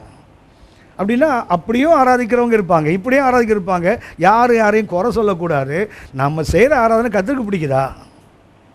அப்படி என்றால் ஆபேலை கர்த்தர் அங்கீகரித்த காரணம் என்ன தெரியுங்களா? பை ஃபெய்த், விசுவாசத்தினாலே காயினுடைய பலியை பார்க்கலாம் ஒரு மேலான பலியை செலுத்தினதுனால கர்த்தர் அவன் காணிக்கையே இல்லை, முதல்ல அவனை அங்கீகரித்தார், அப்புறம் அவன் காணிக்கை அங்கீகரித்தார். அவன் செத்த பிறகும் அவன் காணிக்கை இன்னும் சாட்சி கொடுக்குறான்னு போட்டிருக்க பைபிளில். அப்படியானால் இன்றைக்கி கர்த்தர் நம்மோடு இருக்க விரும்புகிறா தெரியுங்களா? இழந்து போன அந்த ஆராதனை, ஆபேல் செய்தான் தெரியுங்களா ஒரு ஆராதனை, அதை கொண்டான் பாருங்களாம் பாவி. ஒன்று தெரியுங்களா, நீங்கள் நல்ல ஆராதனை பண்ணாலும் சீக்கிரமாக அடிபட்டு செத்துருவீங்க. ஆனால் அது அறகுறையாக ஆராதிங்க, சரியா? ஹலோ, ரொம்ப சின்சியராக கர்த்தருக்கு பிடிக்கிற மாதிரி ஆராதனை பண்ணிங்கன்னா கிட்டே உடைக்கிறதுக்கு ஆள் ரெடியாக இருப்பான். ஓஹோ, சர்ச்சுக்கு போனீங்கன்னா ஆராதிச்சிங்களா சைலண்டாக வந்துடுங்க. பிரதர் இப்படி இல்லை பிரதர் இப்படின்னு சொன்னீங்க, கதை கந்தல் ஆகிடும், அவ்வளவுதான். உங்களை பீஸ் ஆகிடும் ஆள். அதனால் என்ன பண்ணுங்கள், போனீங்களா கர்த்தர் ஆராதிச்சிங்களா சந்தோஷமாக இடத்த காலி பண்ணிட்டுங்க, அவ்வளவுதான். பக்கத்தில் இருந்து பேசுகிற வேலையை உங்களுக்கு தெரிந்த வசனம் தான் நினைவுபடுத்துகிறேன். பிரசங்கி 5ஆம் அதிகாரம் 1ஆம் வசனம் வாசிங்க. நீ தேவாலயத்துக்கு போகும்போது உன் நடையை காத்துக்கொள். நடையை காத்துக்கொள்ள என்ன அர்த்தம்? லெஃப்ட் ரைட் போட்டு போகணுமா? கீப் லெஃப்டில் போகணுமா? இல்லை கீப் லெஃப்டில் போ, அப்புறம் லெஃப்ட் ரைட் போட்டு போ, அப்படி அர்த்தமா? நடை என்பது வாழ்க்கை முறை. நடை என்பது என்ன? வாழ்க்கை. அப்போஸ்தலர் 26:4 பார்த்தீங்கன்னா பரிசுத்த பவுல் சொல்லுவார், என் சிறு வயது முதல் கொண்டு நான் உங்கள் நடுவில் இருந்தேன், நீங்கள் விரும்பினால் என் நடக்கையை பற்றி நீங்களே சாட்சி கொடுக்கலாம். அப்போஸ்தலர் 26ஆம் அதிகாரம் 4ஆம் வசனம் வாசிங்க. நான் என் சிறுவயது முதற்கொண்டு எருசலேமிலே என் ஜனத்தாருக்குள்ளே இருந்தபடியால் ஆதி முதல் நான் நடந்த நடக்கை என்பது வாழ்க்கை முறைன்னு அர்த்தம். அப்படின்னா பிரசங்கி 5:1 என்ன? தேவாலயத்தில் நடையை காத்துக்கொள்ளுன்னு சொன்னால் கீப் லெஃப்ட்டு இல்லை லெஃப்ட் ரைட் போட்டு நடக்கிறது இல்லை, வாழ்க்கையை காத்துக்கொண்டு ஆலயத்துக்கு போய் வாழ்க்கையை சரிப்படுத்துவதில்லை, ஒழுங்காக வாழ்ந்து கொண்டு தான் ஆலயத்துக்கே போகணும். ஆலயம் என்பது ஒழுங்கை கற்றுக்கொள்றதில்ல, ஒழுங்காக இருக்கிற இடம். ஒழுங்கை கற்றுக்கொள்வது ஆலயத்துக்கு வெளியே. ஆராதனையை கற்றுக்கொள்வது ஆலயத்தில் இல்லை, வீட்டில் கற்றுக்கொள்ளணும். ஆலயத்துக்கு போய் கர்த்தரை ஆராதிக்க வேண்டுமே தவிர கொண்டு போய் நாம் கற்றுக்கொள்கிற இடம் ஆராதனை அல்ல. எல்லாருக்கும் தெரிந்த ஒன்று நினைப்படுத்துகிறேன். 1 சாமுவேல் 1ஆம் அதிகாரம் 1 சாமுவேல் chapter 1 verse 24. அவள் அவனை பால் மறக்க பண்ணின பின்பு 3 காளைகளையும் 1 மரக்கால் மாவையும் 1 துருத்தி திராட்சை ரசத்தையும் எடுத்துக்கொண்டு அவனையும் கூட்டிக் கொண்டு சீனோவில் இருக்கிற கர்த்தருடைய ஆலயத்துக்கு போனாள். பிள்ளை இன்னும் குழந்தையா இருந்தது. என்ன இன்னும் வளரல பிள்ளை, அது பால் மறக்க வைக்கப்பட்டிருக்கிறான். அது ரெகுலராக என்ன செய்யல, ஒரு குழந்தை பால் மறக்கிற ஒரு பருவம். யூதர்களுக்கு அந்த வீனிங் பீரியட் வந்து 2 to 5 years. யூதர்களுக்கு பால் ஒரு தாய் வந்து ஒரு குழந்தை பிறந்தால் குறைந்த மினிமம் 2 years, மேக்ஸிமம் 5 years வரைக்கும் தாய் கொடுப்பாங்க. ஆதியாகமம் 21:8 பார்த்தீங்கன்னா பிள்ளை வளர்ந்து பால் மறந்ததுன்னு இருக்கும் பாருங்களேன். ஈசாக்கு அது அப்படின்னு என்ன ஆகணும், பிள்ளை வளர்ந்தாதான் பால் மறக்கும். ஆனால் சாமுவேல் அப்படி இல்லை, அவன் சின்ன பிள்ளையாக இருக்கும்போது என்ன பண்ண, பால் மறக்க பண்ணின பின்பு. அவன் பால் மறக்கலை, என்ன பண்ணான், பால் மறக்க பண்ணி. அதுக்கு என்ன காலத்துக்கு முன்னாடி என்ன பண்ணிட்டான், அவனை பால் குடிச்சு இவன் பாட்டு பால் குடிச்சு 5 வயது வரையும் பால் குடிப்பான். ஆனால் கர்த்தருக்கு இவனை கேட்டிருக்கிறானே, சீக்கிரமாக கர்த்தருக்கு கொடுக்கணுமே. ஆகவே என்ன பண்ணுறா, அவன் ரெகுலராக அந்த டியூ கோர்ஸில் பிள்ளை பால் மறப்பதுக்கு முன்னாடி பாலை மறக்க பண்ணுகிறாள். அவனுக்கு கர்த்தருக்கு அவன் பிள்ளை இன்னும் குழந்தையாதுன்னு போட்டிருக்கு தெரியுங்களா? அங்கே இது பாருங்க, he was still a childன்னு போட்டிருக்குது. 28ஆம் வசனம் வாசிங்க. ஆகையால் அவன் கர்த்தருக்கென்று கேட்கப்பட்டபடியினால் அவன் உயிரோடு இருக்கும் சகல நாளும் அவனை கர்த்தருக்கே ஒப்புக் கொடுக்கிறேன் என்றாள். அவன் அங்கே கர்த்தரை பணிந்து கொண்டான். சில சைல்டு 40 வயசாகி 4 கழுத வயசான பிறகு இன்னும் ஆராதிக்க தெரியல. போய் பார்த்தீங்கன்னா இந்த பனைமரம் மாதிரி நிற்குதுங்க. ஏன்னா நீதிமான் பனைமரம்ல அசையக்கூடாது இல்லை, அப்படி பனைமரம் தூணுமா நிற்குது சபையில். இன்னும் கேட்டால் ஆராதிக்க தெரியல. பாருங்க, ஸ்டில் சைல்டு, அது குழந்தையாக இருக்குது. ஆனால் என்ன பண்ணிச்சான், அவன் அங்கே கர்த்தரை பணிந்து கொண்டான். அப்படின்னா அண்ணாள் என்ன பண்ணா தெரியுங்களா, ஆலயத்தில் கொண்டு போய் அவனுக்கு ஆராதிக்க கற்றுக் கொடுக்கல, வீட்டில் கற்றுக் கொடுத்து அவனை ஆலயத்துக்கு கூட்டிகிட்டு போகிறான். இப்போ ஆலயம் என்பது ஆராதிக்கிற இடமே தவிர ஆராதனை கற்றுக்கொள்கிற இடமோ கற்றுக் கொடுக்குற இடமோ கிடையாது. எங்கே கற்றுக்கொள்ளணும், அதான் அந்த காலத்தில் சொன்னானே, அறையில் ஆடி தான் அம்பலத்தில் ஆடணும். நாங்கள்ல வீட்டில் ப்ராக்டிஸ் பண்ணி தானே ஸ்டேஜில் வந்து ஆடணும். நேரம் அங்கே வந்து தையா தக்கான்னா காலை முடிச்சிட மாட்டான். அப்படின்னா பயிற்சி பெற்று தானே கொண்டு வரா. கவனித்துக் கொள்ளுங்கள். அப்போ என்னவா இருக்கிறான், சில சைல்டு. 1 சாமுவேல் 2:11 வாசிங்க. பின்பு எல்கானா ராமாவில் இருக்கிற தன் வீட்டுக்கு போனான். அந்த பிள்ளையோ ஆசாரியனாகிய ஏலிக்கு முன்பாக கர்த்தருக்கு பணிவிடை செய்து கொண்டிருந்தான். கவனிச்சிங்களா, எப்போ தெரியுது அவனுக்கு, பால் மறக்கிறதுக்கு முன்னாடி ஆராதிக்கவும், அதாவது பணிந்து கொள்ளவும் தெரிகிறது, பணிவிடை செய்யவும் தெரிகிறது. ஜாஷுவா சொன்னா தெரியுங்களா, as for me and my family we will serve. சர்வுங்கிறதுக்கு 2 அர்த்தம். ஒன்று பணிந்து கொள்ளுதல், மற்றொன்று பணிவிடை செய்தல். சேவித்தல் என்பது கர்த்தனை தெரியுங்களா, ஒன்று கர்த்தரை ஆராதிக்கணும், ரெண்டாவது கர்த்தருக்கு ஊழியம் செய்யணும். எப்போ பால் குடிக்கிறத நிறுத்துறதுக்கு முன்னாடி அண்ணாள் அதை கற்றுக் கொடுத்துருக்கா பாருங்க. அண்ணாளை பற்றி என்னென்னவோ பிரசங்கம் பண்ணுறாங்க, இதெல்லாம் சொல்லியே தரதில்லை. அண்ணாள் பால் மறக்க பண்ணுறதுக்கு முன்னாடி என்ன பண்ணுறா, she taught how to worship the Lord and how to minister the Lord. எப்படி கர்த்தருக்கு ஆராதனை செய்யணும், கர்த்தருக்கு எப்படி ஊழியம் செய்யணுங்கிறது எப்போ கற்றுக் கொடுத்தால், ஆலயத்தை வந்து அண்ணா சாமுவேல் கற்றுக்கொள்ளலை. யோசித்து பாருங்க, அதே ஆலயத்தில் வளர 2 பேர் இருந்தான்ல, ஓப்னி பினகாஸ். அந்த 2 அக்கிரமம் முடிச்ச இடத்துல தான் அந்த பிள்ளை வளர்ந்தது.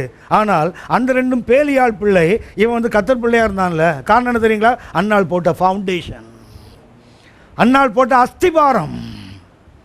அப்படின்னா ஆராதனை என்பது இன்றைக்கி கர்த்தர் நம்ம நாட்டில் வாசம் பண்ணுறதுக்கான டு ரிஸ்டோர் த வர்ஷிப். இழந்து போன ஆராதனை என்ன செய்யணும், நாம் திரும்ப அதை பெற்றுக்கொள்ள வேண்டும். கர்த்தர் விரும்புகிறார். அதுக்கு என்ன பண்ணுறாரு, ஒரு ஆசீர்வாதத்தை கெட்டு பயனுக்கு I want to restore the relationship. நான் இழந்து போனது என்ன செய்யணும், திரும்ப நான் பெற்றுக்கொள்ள வேண்டும் என்று கர்த்தர் என்ன பண்ணுறாரு, ஆசீர்வாதத்தை கூடத்தை கட்டு சொல்லு. ஒன்று இளைப்பாறுவதற்கு, ரெண்டாவது என்ன, இழந்து போனதை திரும்ப மீட்டுக்கொள்வதற்காக. ஆபேல் ஆராதித்தான், அதன் பலன் என்ன, அடிபட்டு செத்தான், ஆராதனை நின்று போச்சு. ஆராதனை நின்று விட்டது. முதல் ஆராதனையே என்னது, ஷார்ட் லிவ்ட். இந்த ஏரோப்ளைன் சொல்லுவாங்க, கிராஷ் லேண்டிங் சொல்லுவாங்க தெரியுங்களா, திடீர்னு டயர் ஓப்பன் ஆகாது, வீல் ஓப்பன் ஆக என்ன பண்ணுவான், பிரஸ்ட்டில் வந்து லேண்ட் ஆகும், லேண்ட் ஆவான், கிராஷ் லேண்டிங். முதல் ஆராதனை என்ன தெரியுங்களா, கிராஷ் லேண்டிங் தான். ஆனால் அதுக்கு அடுத்தது ஆராய்த்தது யார் தெரியுங்களா, ஆதியாகமம் 4ஆம் அதிகாரம் 26ஆம் வசனம் வாசிங்க. சேத்துக்கும் ஒரு குமாரன் பிறந்தான், அவனுக்கு ஏனோஸ் என்று பெயரிட்டான். அப்பொழுது மனுஷர் கர்த்தருடைய நாமத்தை தொழுது கொள்ள ஆரம்பித்தார்கள். அடுத்த ஆராதனை எப்போ தெரியுங்களா, ஆபேல் ஆராதித்தான்.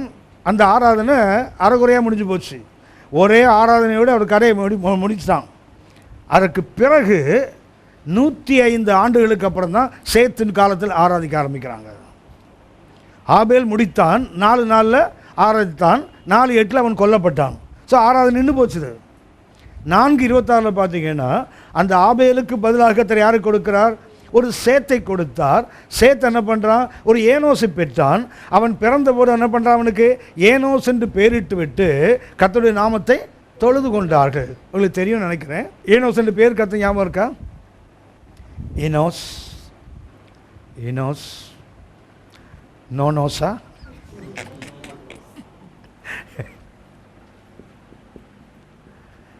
மாட்டல். ஈனோஸ் என்ற பேர் கத்தம் என்ன, மாட்டல். மாட்டல்லாம் என்ன, இந்த காதில் தொங்க போடுறாங்களா அந்த மாட்டலா? இது அந்த மாட்டில் இல்லை, செத்து போகிறவன், மென்மையானவன், அதாவது ஃபீபிள்னு சொல்கிறான் தெரியுங்களா, கிளாஸ் வித் ஹேண்டில் வித் கேர்ன்றான்னு சொல்கிறான் தெரியுங்களா. அதுபோல் இது என்ன, இது மாட்டில் என்ற என்ன, சாகிறவன். இவனுக்கு என்ன பேர் வைக்கிறான் சேர்த்து, அவன் பிள்ளைக்கு என்ன பேர் வைக்கிறான், இனோஸ். இனோஸ் என்ன, மாட்டல். அந்த பேரை வச்சுட்டு எதை ஆராதித்தானா, கர்த்தருடைய, அவர் இம்மாட்டல். கர்த்தர் யார், இம்மாட்டல், அவர் சாவாமை உள்ளவர்.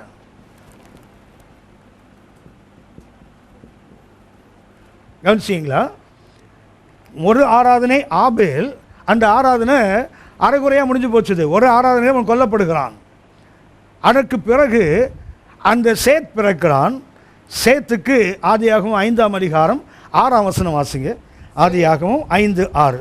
சேத் 105 வயதான போது ஏனோசை பெற்றான். அப்படின்னா முதல் ஆராதனைக்கு 2 ஆராதனைக்கு எவ்வளவு வித்தியாசம் தெரியுங்களா? 105 ஆண்டுகள். ஆபேலை கொண்டுட்டான். ஆபேலுக்கு பதிலாக கர்த்தர் யாரை கொடுக்கிறார், ஒரு சேத்தை கொடுக்கிறார். அந்த சேத்துக்கு 105 வயதாகும் போது தான் யாரை பெறுகிறான், ஏனோசை பெற்றான். ஏனோஸ் பிறந்தபோது என்ன பண்ணுறான், அவனுக்கு மாட்டல் என்று பேர் வைத்து விட்டு கர்த்தருடைய இம்மாட்டல் நேம் என்ன பண்ணுறான், வர்ஷிப் பண்ணுறான். எத்தனை ஆண்டுகள் காலம், 105 ஆண்டுகள். அப்படின்னா கர்த்தர் ஏன் அந்த ரிஸ்டோர் பண்ண விரும்புகிறா தெரியுங்களா? ஒழுங்காக ஒருத்தன் ஆராதிச்சு அவனை கொண்டீங்க, அடுத்தது எவ்வளோ நாள் காத்திருக்கிறார், 105 ஆண்டுகள். God is waiting for the right worship. ஒரு சரியான ஆராதனைக்கு கர்த்தர் 105 ஆண்டுகள் காத்திருக்கிறார் பாருங்கள். அந்த ஆபேலுக்கு பதிலாக ஒரு சேத்தை கொடுத்து, அந்த சேத்துக்கு ஒரு பையன் பிறந்த போது மனுஷனுக்கு தோன்றுகிறது கர்த்தர் நாமத்தை நாம தொழுது கொள்ளணுமே. அப்படின்னா நின்று போன ஆராதனை எப்போ வருது, மறுபடியும் 105 ஆண்டுகளுக்கு பிறகு அந்த ஆராதனை தொடங்குகிறது. அடுத்தது பார்த்தீங்கன்னா 8ஆம் அதிகாரம் 20ஆம் வசனம். அப்பொழுது நோவா கர்த்தருக்கு ஒரு பலிபீடம் கட்டி சுத்தமான சகல மிருகங்களிலும் சுத்தமான சகல பறவைகளிலும் சிலவற்றை தெரிந்து கொண்டு அவைகளை பலிபீடத்தின் மேல் தகன பலிகளாக பலியிட்டான். கவனித்துக் கொள்ளுங்கள், எவ்வளவு காலம் தெரியுங்களா? ஏனோஸ் காலத்துக்கும் நோவா காலத்துக்கு எவ்வளவு தேவை? Nearly 1500 years. Nearly 1500 years. முதல் ஆராதனைக்கு அடுத்த ஆராதனை எவ்வளவு வித்தியாசம்? 105 ஆண்டுகள். தொழுதுகொள்ள தொடங்கினார்கள். அந்த திரும்ப வாசிக்க 4:26. சேத்துக்கும் ஒரு குமாரன் பிறந்தான், அவனுக்கு ஏனோஸ் என்று பெயரிட்டான். அப்பொழுது மனுஷர் கர்த்தருடைய நாமத்தை தொழுது கொள்ள ஆரம்பித்தார்கள். எப்பதான் ஆரம்பிக்கிறாங்க, எவ்வளவு நாள் ஆரம்பிச்சான்னு தெரியாது. எவ்வளவு நாள் ஆரம்பிச்சாங்க, அதுக்கப்புறம் பார்த்தீங்கன்னா யாரும் பைபிள் ஆராதித்ததாக இல்லை. அதுக்கப்புறம் யாரும் கர்த்தரை தொழுது கொண்டு ஆரம்பித்தார்கள். அடுத்த அதிகாரம் பார்த்தீங்கன்னா என்ன எடுத்தீங்களா, 6ஆம் அதிகாரம் 1, மனுஷன் பெருக துவங்கின போது பாவம் வந்துச்சு, கர்த்தர் கோபம் கொண்டார், அழிக்கிறார். எவ்வளோ காலகட்டம் தெரியுங்களா? அடுத்த ஆராதனைக்கு நோவா காலத்தில் ஏறக்குறைய ஏனோசுக்கும் நோவா கிடையில 1500 ஆண்டுகள்.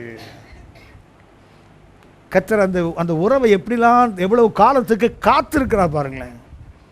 God is waiting for the right worship. ஒரு சரியான ஆராதனைக்கு. நோவாட்ட ஒரு பெரிய விசேஷம் என்ன தெரியுங்களா? நோவாவுக்கு கர்த்தர் எதை கட்ட சொன்னார்? பேழையை கட்ட சொன்னார். ஆனால் கர்த்தர் பலிபீடம் கட்ட சொன்னாரா? சொல்லலையே. அப்படின்னா அதான் சொன்னேன், என்ன வேண்டும் தெரியுங்களா? we must have the ability to sense what is in the mind of God. நோவாவுக்கு கர்த்தர் ஆராதின்னு சொல்ல என்ன சொன்னார்?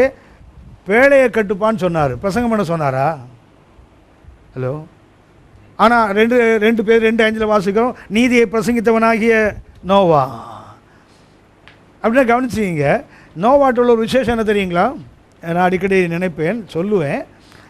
5:24 ஆதியாகமம் 5:24 ஏனோக்கு தேவனோடு சஞ்சரித்தார். ஆதியாகமம் 6:9 நோவா தேவனோடு சஞ்சரித்தார். ரெண்டுக்கு வித்தியாசம் என்ன? ஏனோக்கின் சஞ்சரிப்பு சரியானதா இல்லை நோவாவோடு சஞ்சரிப்பு சரியானதா? ஏனோக்கு தேவனோடு சஞ்சரித்ததுனால கர்த்தர் அவனை எடுத்துக்கொண்டார். சரியா? டைம் ஆகலையே, அதுக்குள்ளே வீட்டுக்கு போயிட்டீங்களா எல்லாரும்? இங்கே தானே இருக்கீங்க. கவனிங்க, ஏனோக்கு தேவனோடு சஞ்சரித்தார். எவ்வளோ பர்ஃபெக்டாக நடந்தாருன்னு சொன்னால் God took him. கர்த்தவனை எடுத்துட்டார் இல்லையா? நோவாவும் நடக்கிறான், கர்த்தவனை எடுக்கலைல்ல. ஹலோ ஐயா, புரியல. Last is Enoch last is identity. அதனால கர்த்தர் அவனை எடுத்தார். நோவா ஐடென்டிட்டியை லூஸ் பண்ணலை. சரி, அவர் நடந்தது நல்லதா, இவர் நடந்தது நல்லதா? என்னத்தை சொல்லுவோம்? அவரை கேட்டோம், எங்களை கேட்டால் நாங்கள் என்னத்தை சொல்லுவோம்? கவனித்துக் கொள்ளுங்கள், நோவா நடந்தது தான் சரியானது. ஏன் தெரியுமா? ஏனோக்கு தேவனோடு நடந்தார், 300 வருஷம் குமாரனும் குமாரத்தையும் பெற்றான்ல. நீ பாட்டுக்கு துண்டு வரி தோளில் போட்டு போனையே, உன் பரம்பரை என்னடா ஆகுன்னு கேட்கணும்ல அவனை. Self centredness. ஏனோக்கிட்ட என்ன இருந்தது? நான் வரைக்கும் போனால் போடும், எவன் ஏக்கடு கேட்டால் எனக்கு என்ன? பின்னாடி ஜலப்புயலத்தை மொத்தம் நாசானாங்கல்ல. ஹலோ, ஆனாங்கள்ல.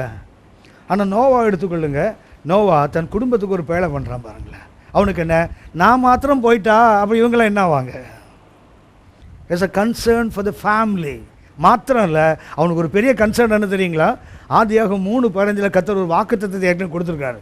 உனக்கும் திரைக்கும் உன்வித்துக்கும் அவளுத்துக்கும் பகை உண்டாக்குவேன், அவரும் தலையை நசுக்குவார். நோவாவும் கர்த்தரோடு காணாமல் போயிருந்தான்னு வச்சிங்களேன், மொத்த உலகமும் அழிஞ்சிருக்கும். இயேசுநாதர் பறந்திருக்கவே முடியாது, ஆதியாகமம் 3:15 நிறைவேறிக்கவே முடியாது. அதுதான் வேணும் இன்றைக்கி ஆராதனை. என்ன வேணும் தெரியுங்களா? we must have the ability to look into the mind of God. ஏனோக்கு நடந்தார், காணப்படாமல் கர்த்தர் எடுத்துக்கொண்டார், அது அவர் மாத்திரம்தான். ஆனால் நோவாவும் அப்படியே நடந்து காணப்படாமல் போயிருந்தா இன்றைக்கி நமக்கு பைபிள் ஸ்டடியே கிடையாது. Praise the Lord. மனுஷனே இருக்க மாட்டானே, எல்லாரும் ஜலப்படி போயிட்டுப்பான்ல. அப்படின்னா நோவாக்கு என்ன இருக்குது தெரியுங்களா? செல்ஃப் சென்டர்ட்னஸ் இல்லை. நான் மாத்திரம் போகணுன்னு அவசியம். எனக்கு என்ன இருக்குது? எனக்கு பின்னாடி ஒரு சந்ததி இருக்கணுமே, ஒரு இருந்தால் தான் பின்னாடி மேசியா வர முடியும். மேசியா வந்தால்தான் கர்த்தர் சொன்ன முதல் வாக்குத்தத்தம் அதே அடிபட்டு போயிடும். கர்த்தர் வாக்கு தத்தத்தில் உண்மை இல்லாதவராக மாறி போயிருப்பார். நோவாவும் எனக்கு போல போயிருந்தா. அதுதான் ஆராதிக்கிறவன் 1500 ஆண்டுகளுக்கு அப்புறம் கர்த்தர் சொன்னார், பேழையை கட்ட சொன்னார். என்ன பண்ணுறீங்களா? He preached. அடுத்தது go out of the ark. 8ஆம் அதிகாரத்தில் பார்த்தீங்கன்னா தண்ணீர் வற்றி போச்சு, காத்திருக்கிறான். நான் கர்த்தர் வெளியே கதவை அடிச்சிட்டாரு. என்ன தான் புறா கரை சொன்னாலும் சரி தான், இவர் வெளியே வர முடியாது. திறந்து யார் விடணும்? கர்த்தர் திறந்தாதான். இல்லைன்னா இவ்வளவு 30 முழம் உயரத்தில் இருக்கான், 45 அடி உயரத்தில் இருக்கான், கீழே விழுந்தானா செத்தே போயிருப்பான் அவனு. ஜன்னல் தான் திறக்கலாம்ல, கதவை தான் கர்த்தர் மூடினார். 3வது மாடியில் மேலே இருக்குது, அங்கேருந்து கீழே குறித்தா என்ன ஆவானுங்க? நமக்காடு 10 அடி, அவனுக்கு 10 முழம் ஒவ்வொரு ஃப்ளோரும். அது 18-15 அடி ஒவ்வொன்றும். 45 அடியிலேருந்து கீழே குறித்தானா அவன் என்னத்துக்கு ஆவான்? இல்லை அவனும் அவன் பரம்பரையே காணாமல் அவ்வளோ பாடுபட்டு குடும்பத்தை பாதுகாத்தும் பயன் இல்லாமல் போயிட்டுருக்கோம். ஆக என்ன பண்ணுறான் தெரியுங்களா? கர்த்தர் திறப்பதற்கு காத்திருக்கிறான். கர்த்தர் திற என்ன பண்ணுறீங்களா? நீயும் உன் குடும்பமும் ஜீவங்களை வெளியே வாருங்கள் சொன்னார். இது பலிபீடத்தை கட்டி எனக்கு ஆராதின்னு கர்த்தர் சொல்லலை. அதுதான் ஆபேலுக்குள்ளே இருந்த அதே தன்மை யாருக்குள்ளே இருக்குது? நோவாவுக்குள்ளே இருக்குது பாருங்களேன். இப்போ ஆபேலுக்கு அவங்க அம்மா அப்பா சொல்லிக் கொடுத்தாங்க, நோவாவுக்கு யார் சொல்லிக் கொடுத்தாங்க? பலிபீடம் கட்டி ஆராதனை யார் சொல்லிக் கொடுத்தாங்க? சரி, என்ன இருக்குது தெரியுங்களா? அந்த எபிலிட்டி, அது sensing the mind of God. Every child of God must have the ability to sense what is in the mind of God. கர்த்தருடைய சிந்தைக்குள்ளே என்ன இருக்குங்கிறத உணரக்கூடிய யூகிக்கக்கூடிய தன்மை கண்டிப்பாக கர்த்தர் உங்களுக்கு எனக்கு இருக்கணும். யோசித்து பாருங்க, ஆதியாகமம் 15ஆம் அதிகாரத்தில் 8ஆம் வசனத்துக்கு அப்புறம் பார்த்தீங்கன்னா கர்த்தர் ஆபிரகாம் கேட்பார், ஆமாம் நீங்கள் எனக்கு வானத்து நட்சத்திரம் போல சந்ததியை கொடுப்பேன்னு சொன்னீங்களே, இதை எதனால் அறிவேன்? உனக்கு கர்த்தர் என்ன சொல்ல தெரியுங்களா? 3 வயது கிடாரியை கொண்டு வா, 3 வயது காளையை கொண்டு வா, அப்புறம் ஒரு ஆட்டை கொண்டு வா, பறவைகளை கொண்டு வான்னு சொன்னார். வேறு ஒன்றும் சொல்லலை. இவன் கொண்டு வந்தேன் துண்டு துண்டாக வெட்டி எதிர வைக்கிறான் பாருங்களேன். ஏண்டா உன்னை கொண்டு தானே வர சொன்னார், இவனை யாரா வெட்ட சொன்னாங்க? ஆபிரகாமுக்கு என்ன தெரியுங்களா? அந்த ability to sense what is the. கொண்டு வான்னா என்ன அர்த்தம்? கர்த்தருக்கு வெட்ட தான் கொண்டு வர சொல்கிறாரு. கர்த்தர் சொல்லலையே, வெட்ட சொல்லலையே, கர்த்தரை பிளக்க சொல்லவில்லை. கர்த்தர் கொண்டு வாண்டார். அப்புறம் ஆபிரகாம் தெரிஞ்சு போச்சு, கர்த்தர் நம்மோட ஒரு உடன்படிக்கை பண்ண போகிறாரு. உடன்படிக்கை என்ன செய்யணும்? காலை 2ஆக துண்டிக்கணும், வெள்ளாட்டை 2ஆக துண்டிக்கணும், அதை எதிர வைக்கணும். God never mentioned anything. இதுதான் இன்றைக்கு சபைக்கு வேண்டும், இதுதான் எனக்கும் நமக்கு வேண்டும். கர்த்தர் நம்ம பிரச்சனை என்னென்னா சொன்னதே செய்ய மாட்டோம், அதுக்கே வழி இல்லை, இதில் வேறு யூகித்து வேறு செய்வாங்களா? கவனித்துக் கொள்ளுங்கள், அந்த யூகித்து செய்கிறது தெரியுங்களா ரொம்ப விசேஷமானது. ஆசிரியர் கூட கட்டுவாங்க தெரியுங்களா? நம்ம பின்னாடி கவனிப்போம். யாத்திரா 35ஆம் அதிகாரம் வீட்டில் வாத்து பாருங்கள். அந்த அகோலியா அடுத்தது பஸ்லேயலுக்கு கத்தனை பார்த்தீங்களா? மோசே தான் மலையில் காட்டப்பட்டது பார்த்தாரு, இவங்க பார்க்கல. மோசே சொல்கிறாரு, சொன்னது என்ன பண்ணுறீங்களா? யூகித்து செய்வதற்கு கத்தவனுக்கு அபிஷேகத்தை கொடுத்தாராம். என்ன வேண்டும் அவங்களுக்கு? பார்த்ததை மோசே பார்த்தார், ஆனால் இவங்க அதை பார்க்கல. மோசே எக்ஸ்பிளைன் என்னாலும் ஹியூமன் எரர் இருக்காங்க. ஒரு மனிதன் பார்த்து அப்படியே விலைக்கு சொல்ல முடியாது, என்ன இருக்கும், குறைகள் இருக்கும். ஆனால் இவனுக்கு என்ன கொடுக்குறார், ஒரு அபிஷேகத்தை கொடுத்து அவன் யூகித்து செய்யணுமா. அப்படின்னா அந்த யூகிப்பதுக்கு என்ன வேண்டும், கர்த்தருடைய ஆவியான உதவி கண்டிப்பாக வேணும். அப்படின்னா 105 ஆண்டுகள் ஒரு ஆராதனை நின்று போச்சு, மறுபடியும் 1500 ஆண்டுகள் மறுபடியும் ஒரு ஆராதனை. நோவா என்ன பண்ணுறாரு, கர்த்தர் அவனுக்கு பலிபடுத்த கட்ட சொல்லலை, என்ன பண்ணுறான், அவனுக்கு தெரிஞ்சு போச்சு 7 சுத்தமான பறவைகளை கொண்டு வர சொன்னார்ல, அசுத்தம் ஒன்று தானே, அப்போ எதுக்கு இது 7 அது 1, நம்ம சாப்பிட்றதுக்கு மாத்திரம் இல்லை, நமக்கு திங்கிறதுக்கு மாத்திரம்தான். நம்மளை விட்டுருந்தா உள்ளே அடித்து சாப்பிட்ருப்போம், வெளியே ஒரு ஸ்பீசிஸ் கூட வந்திருக்காரு. வந்தால் என்ன வந்திருக்கோம், அசுத்தமானது வந்திருக்குமே தவிர நம்ம அசுத்தத்தை கூட விட்டு வைக்க மாட்டோம். பண்ணியை விட்டு வைக்கிறோமா இன்றைக்கி வரைக்கும்? ஹலோ, பண்ணியை இன்றைக்கி வரைக்கும் விட்டு வைக்கிறோமா? சமீபத்தில் ஒருத்தர் ஃபோன் பண்ணி கேட்குறாரு, ஸ்டான்லி இருக்காங்க இல்லையா, ஃபிஜிமான் ஸ்டான்லி, அவர்கள் 100 கேள்வி பதில் ஒரு புக் போட்டிருக்கார், படிச்சிருக்கீங்களா? நல்லதெல்லாம் படிக்கவே மாட்டிங்களே, நம்ம நக்கீரன் படிங்க சரியா, கவனித்துக் கொள்ளுங்கள். அவர் எழுதியிருக்காரு, ஒருத்தர் கேள்வி கேட்டிருக்காரு, பண்டி அரைச்சி சாப்பிடலாமா, புதிய சாப்பிட்லான்னு எழுதியிருக்காரு அவர். சரி, அதை படிச்சுட்டு ஒருத்தருக்கு மண்டையே வெடிச்சு போகிற மாதிரி பைபிளை போட்டிருக்கிறத பழைய பாடலில் படிக்கூடாமல் போட்டுக்கிறவரேன்னு சாப்பிட்லான்னு போட்டிருக்கிறாரு. கவனித்துக் கொள்ளுங்கள். அவர் எதை பேஸ் பண்ணி எழுதியிருக்காருன்னு சொன்னால், வெளியேந்து போகிறதுக்கு தீட்டுப்படுத்தாது, அப்படி ஆண்டவர் சொல்லிட்டார், உள்ளேருந்து வந்து தீட்டுப்படுத்தும் சொல்லி, அதனால் வெளியேந்து என்ன சாப்பிட்டாலும் பிரச்சனை இல்லை, உடம்பு கெடுக்காமல் இருக்கணும், அவ்வளோதானே தவிர உள்ளேருந்து வர்றது தான் ஜாக்கிரதையாக தான் ஆண்டவர் சொன்னார். பழைய பாட்டு அது, ஆனால் இயேசு வந்த பிறகு அதை மாற்றிட்டார். ஆனால் நம்மளால் அதை ஏற்றுக்க மாட்டான். அது நம்மளுக்கு எதுன்னா, வசனம் பிடிச்சோன்னா ஏற்றுக்க மாட்டான், கட்டுக்கரை சொன்னீங்கன்னா உடனே ஏற்றுப்பான், கற்பனை யாராவது சொன்னீங்கன்னா உடனே ஏற்றுப்பான், அதுக்கு ஆதாரமே வேண்டாம். ஆனால் சத்தியத்தை சொன்னால் மாத்திரம் 10 வசனம் சொன்னால் கூட 11ஆவது ஒன்று எடுத்து வந்து கேள்வி கேட்பான். அது இப்படி இருக்குது, அது என்ன ஏண்டா 10 சரியாக இருக்குல்ல, 11ஆவது தப்பாக இருக்குல்ல, அதுக்கு என்ன பதில் கேட்பான் ஆளு. நம்ம ஆள் கில்லாடி ஆள். அதில் கவனித்துக் கொள்ளுங்கள். இன்றைக்கி அசுத்தமானது நோவா அன்னைக்கு உள்ளே இருந்தபோது ஒன்றையும் சாப்பிடல, வெளியே வந்த பிறகு கர்த்தர் சொல்லுகிறார், புல் பூண்டுகளைப் போல் உனக்கு என்ன பண்ண இதையும் உனக்கு சாப்பிட கொடுத்தேன், ரத்தத்தை சாப்பிடாத. கவனித்துக் கொள்ளுங்கள். கர்த்தர் சொன்னதை மாத்திரமல்ல, கர்த்தர் சொல்ல நினைத்து சொல்லாமல் இருந்ததையும் நோவா என்ன பண்ண, யூகித்து ஆராதிக்கணும், அதான் வேணும். கர்த்தர் அதை அந்த எபிலிட்டியை தான் ரிஸ்டோர் பண்ண விரும்புகிறார். அந்த உணர்வை தான் அன்றைக்கி சபைக்கு என்ன வேண்டும், கர்த்தர் சொன்னதே இல்லை, சொல்ல நினைத்து சொல்லாமல் உள்ளத்துக்குள்ளே வச்சுருக்கா தெரியுங்களா? கர்த்தருக்கு இருக்கா? சொல்ல நினைத்து சொல்லாமல் உள்ளது இருக்கா? எங்கே இருக்குது? கர்த்தர் உள்ளத்துக்குள்ளே இருக்கும். உபாகமும் 29:29 இருக்கு. மறைவானவைகள் நம்முடைய தேவனாகிய கர்த்தருக்கே உரியவைகள், வெளிப்படுத்தப்பட்டவைகளோ இந்த நியாயப்பிரமாணத்தின் வார்த்தைகளின்படியெல்லாம் செய்யும்படிக்கு நமக்கும் நம்முடைய பிள்ளைகளுக்கும் என்றென்றைக்கும் உரியவைகள். அப்படின்னா கையில் எழுதி கொடுக்கப்பட்டதுன்னு நமக்கும் நம்ம பிள்ளைகளுக்கும். ஆனால் சொல்ல விரும்பி சொல்லாமல் நிறைய விஷயத்தை கற்று உள்ளதுக்குள்ளே வச்சுருக்கார். ஆராதிக்கிறவன் என்ன செய்யணும் தெரியுங்களா? கொஞ்சம் எட்டி பார்க்கணும். இல்லை, அதான் முதல்ல சொன்னேன், எழுதி கொடுத்ததுக்கே விதி இல்லை, இதுக்கே நம்ம படாத பாடுபடுறோம், இதில் இன்னும் வேறையா, இதுவே பெரிய விஷயம், இதுக்கு மேலேயா? அதுதான் கர்த்தர் இன்னைக்கு ஆராதிக்கிறோம் எதிர்பார்க்கிறார். அதைத்தான் கர்த்தர் இழந்து போனதை தேட. இழந்து போனதுன்னா மனுஷனுக்கு உங்களுக்கு கவனித்து போகிற முதல்ல மனுஷனுக்கு இருந்தது என்ன தெரியுங்களா? காட்லி கான்ஷியஸ். ஆரோமைவாளுக்கு இருந்தது என்ன? தேவன் பார்ப்பது போல பார்க்கின்ற தன்மை தான் இருந்தது. ஆனால் அந்த கனியை சாப்பிட்ட போது அந்த காட்லி கான்ஷியஸை இழந்து ஹியூமன் கான்ஷியஸை கொண்டு வந்தாங்க. 2 கொரிந்தியர் 4:4 பார்த்தீங்கன்னா, தேவனுடைய சாயல், தேவனுடைய குமாரனுடைய சாயலாக இருக்கிற சுவிசேஷத்தின் வெளிச்சம் அவிசுவாசியாக அவர்களுக்கு பிரகாசமாகாதபடிக்கு இப்பிரபஞ்சத்தின் தேவன் அவர்கள் மனதை, அப்படின்னா ஆதி பெற்றோருக்கு என்ன பண்ணான் தெரியுங்களா? அவன் கண்களை திறக்கலை, மனக்கண்களை குருடாக்கிட்டான். அந்த மனக்கண் முதல்ல எப்படி இருந்தது? தேவன் எப்படி பார்ப்பாரோ அப்படி பார்த்தாங்க. அதனால தான் அவங்க நிர்வாணிகளாக இருந்து எது தெரியல அவங்களுக்கு, அந்த நியூட்னஸ், அந்த நேக்கட்னஸ் தெரியல. காரணம் என்ன? காட்லி கான்ஷியஸ். கர்த்தருக்கு எது நிர்வாணம், கர்த்தருக்கு எது மறைவானது? அப்போ அவங்களுக்கு என்ன இருந்தது தெரியுங்களா?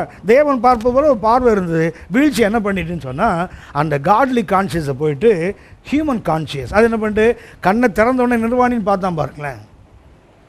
கர்த்தர் இப்போ எதை ரிஸ்டோர் பண்ண விரும்புகிறாரு? அந்த எபிலிட்டியை. முதல்ல ஒரு காட்லி கான்ஷியஸ் இருந்து தெரியுங்களா?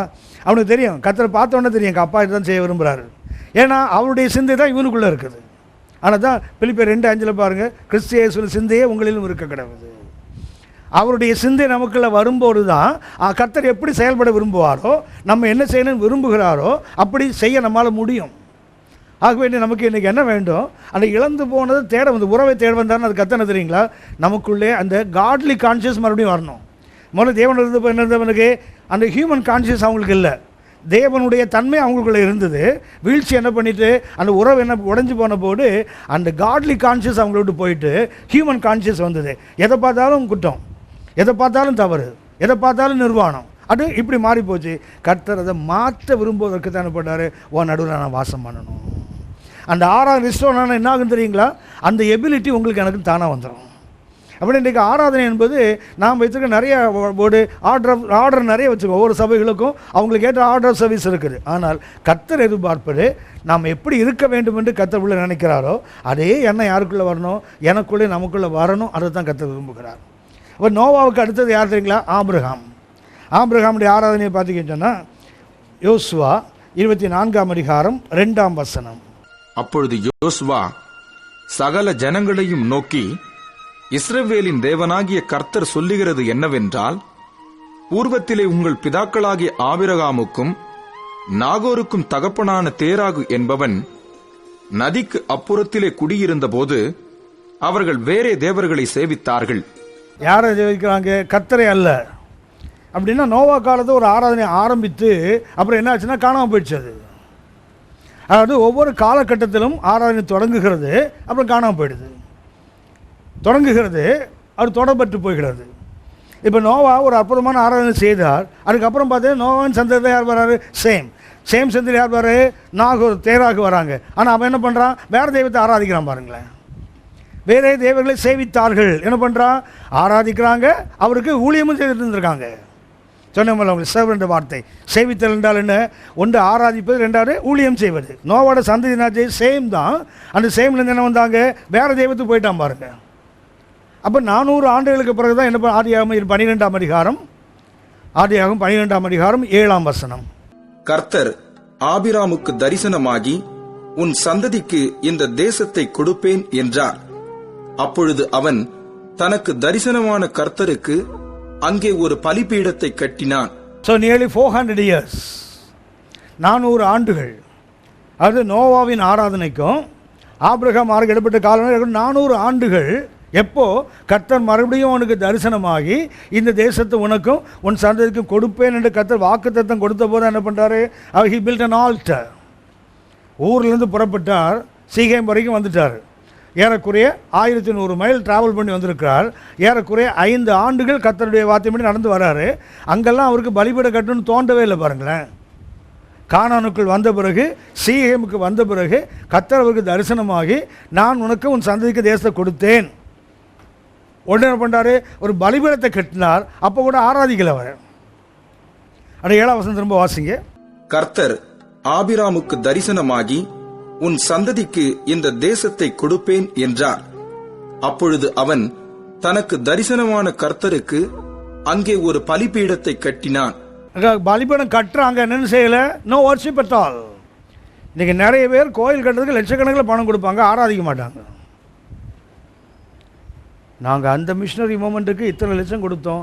அவங்க சத்தீஸ்கரில் ஒன்று கட்டியிருக்காங்க, அப்புறம் இந்த கட்டியிருக்காங்க, அங்கே ஹிமாச்சலில் கட்டியிருக்காங்க. சரி, நீ எப்படி ஆராதிக்கிற கர்த்தரை? துட்டு கொடுத்துட்டா போனேன். நான் மார்வாடி கடையாக நடத்துகிறார், துட்டு வாங்கி பெட்டிக்குள்ளே போட்டு நீ என்ன வேணாம் பண்ணுறான்னு சொல்கிறதுக்கு கவனித்துக் கொள்ளுங்கள். ஆலயம் கட்டுறதுக்கு காசு கொடுக்கறதுனால கர்த்தர் ஆராதிக்கும் அர்த்தம் அல்ல. நாம் ஆபிரகாம் கட்டினார், ஆனால் ஆராதிக்கல. பாருங்களேன், அடுத்த வசனம் வாசிங்க. பின்பு அவன் அவ்விடம் விட்டு பெயர்ந்து பெத்தேலுக்கு கிழக்கே இருக்கும் மலைக்கு போய், பெத்தேல் தனக்கு மேற்காகவும் ஆயி கிழக்காகவும் இருக்க கூடாரம் போட்டு அங்கே கர்த்தருக்கு ஒரு பலிபீடத்தை கட்டி கர்த்தருடைய நாமத்தை தொழுது கொண்டான். கவனிச்சிங்களா? இப்பதான் ஆராதிக்கிறான். இப்பொழுதுதான் Abraham he began to worship. முதல்ல பலிபீடம் கட்டினா no worship at all. ஒரு மானமெண்ட், அவ்வளோ, ஒரு நினைவு சின்னம், அவ்வளவுதான். இல்லை ஒரு சவ கலர் மாதிரி ஒரு கலரை கட்டி வச்சு வந்துட்டார்.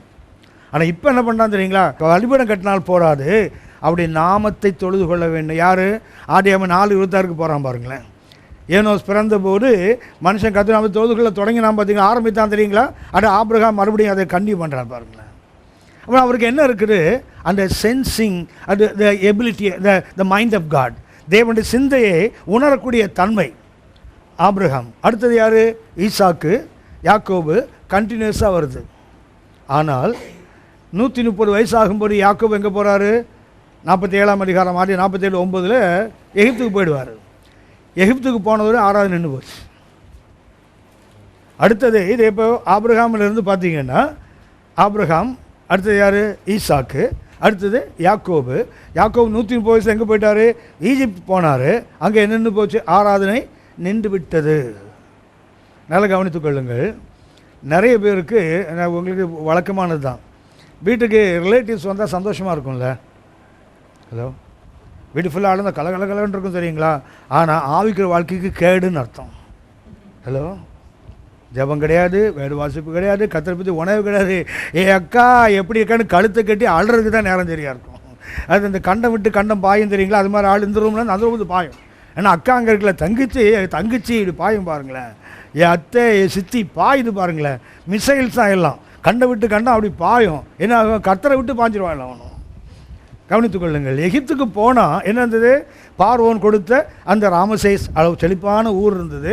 ஆடு மாடு மேய்றதுக்கு எல்லாம் வயல்வெளிகள் இருந்தது, புல்வெளிகள் இருந்தது, நல்ல சாப்பாடு இருந்தது. எகிப்தில் 7 வருஷம் பஞ்சம் இருந்தாலும் அந்த ராமசேஸை பஞ்சம் தொடவே இல்லை. அப்படிப்பட்ட ஊரில் போன உடனே they lost the worship and the sensing of worship, they lost it. இதுதான் ஆவிக்குரிய கேடு. போயிட்டாங்க, ஆராதனை நின்று போச்சு. இப்போது கர்த்தர் என்ன பண்ணுறாரு? இப்போ வாங்க, யாத்திராவும் 12ஆம் அதிகாரத்தில் பஸ்கா ஆட்டை அடிக்கிறாரு. அடிக்க முன்னாடி என்ன சொல்லுவார் தெரியுங்களா? யாத்திராகவும் 3ஆம் அதிகாரம் 12ஆம் வசனம் வாசிங்க. அதற்கு அவர், நான் உன்னோடே இருப்பேன். நீ ஜனத்தை எகிப்திலிருந்து அழைத்து வந்த பின் நீங்கள் இந்த மலையில் தேவனுக்கு ஆராதனை செய்வீர்கள்.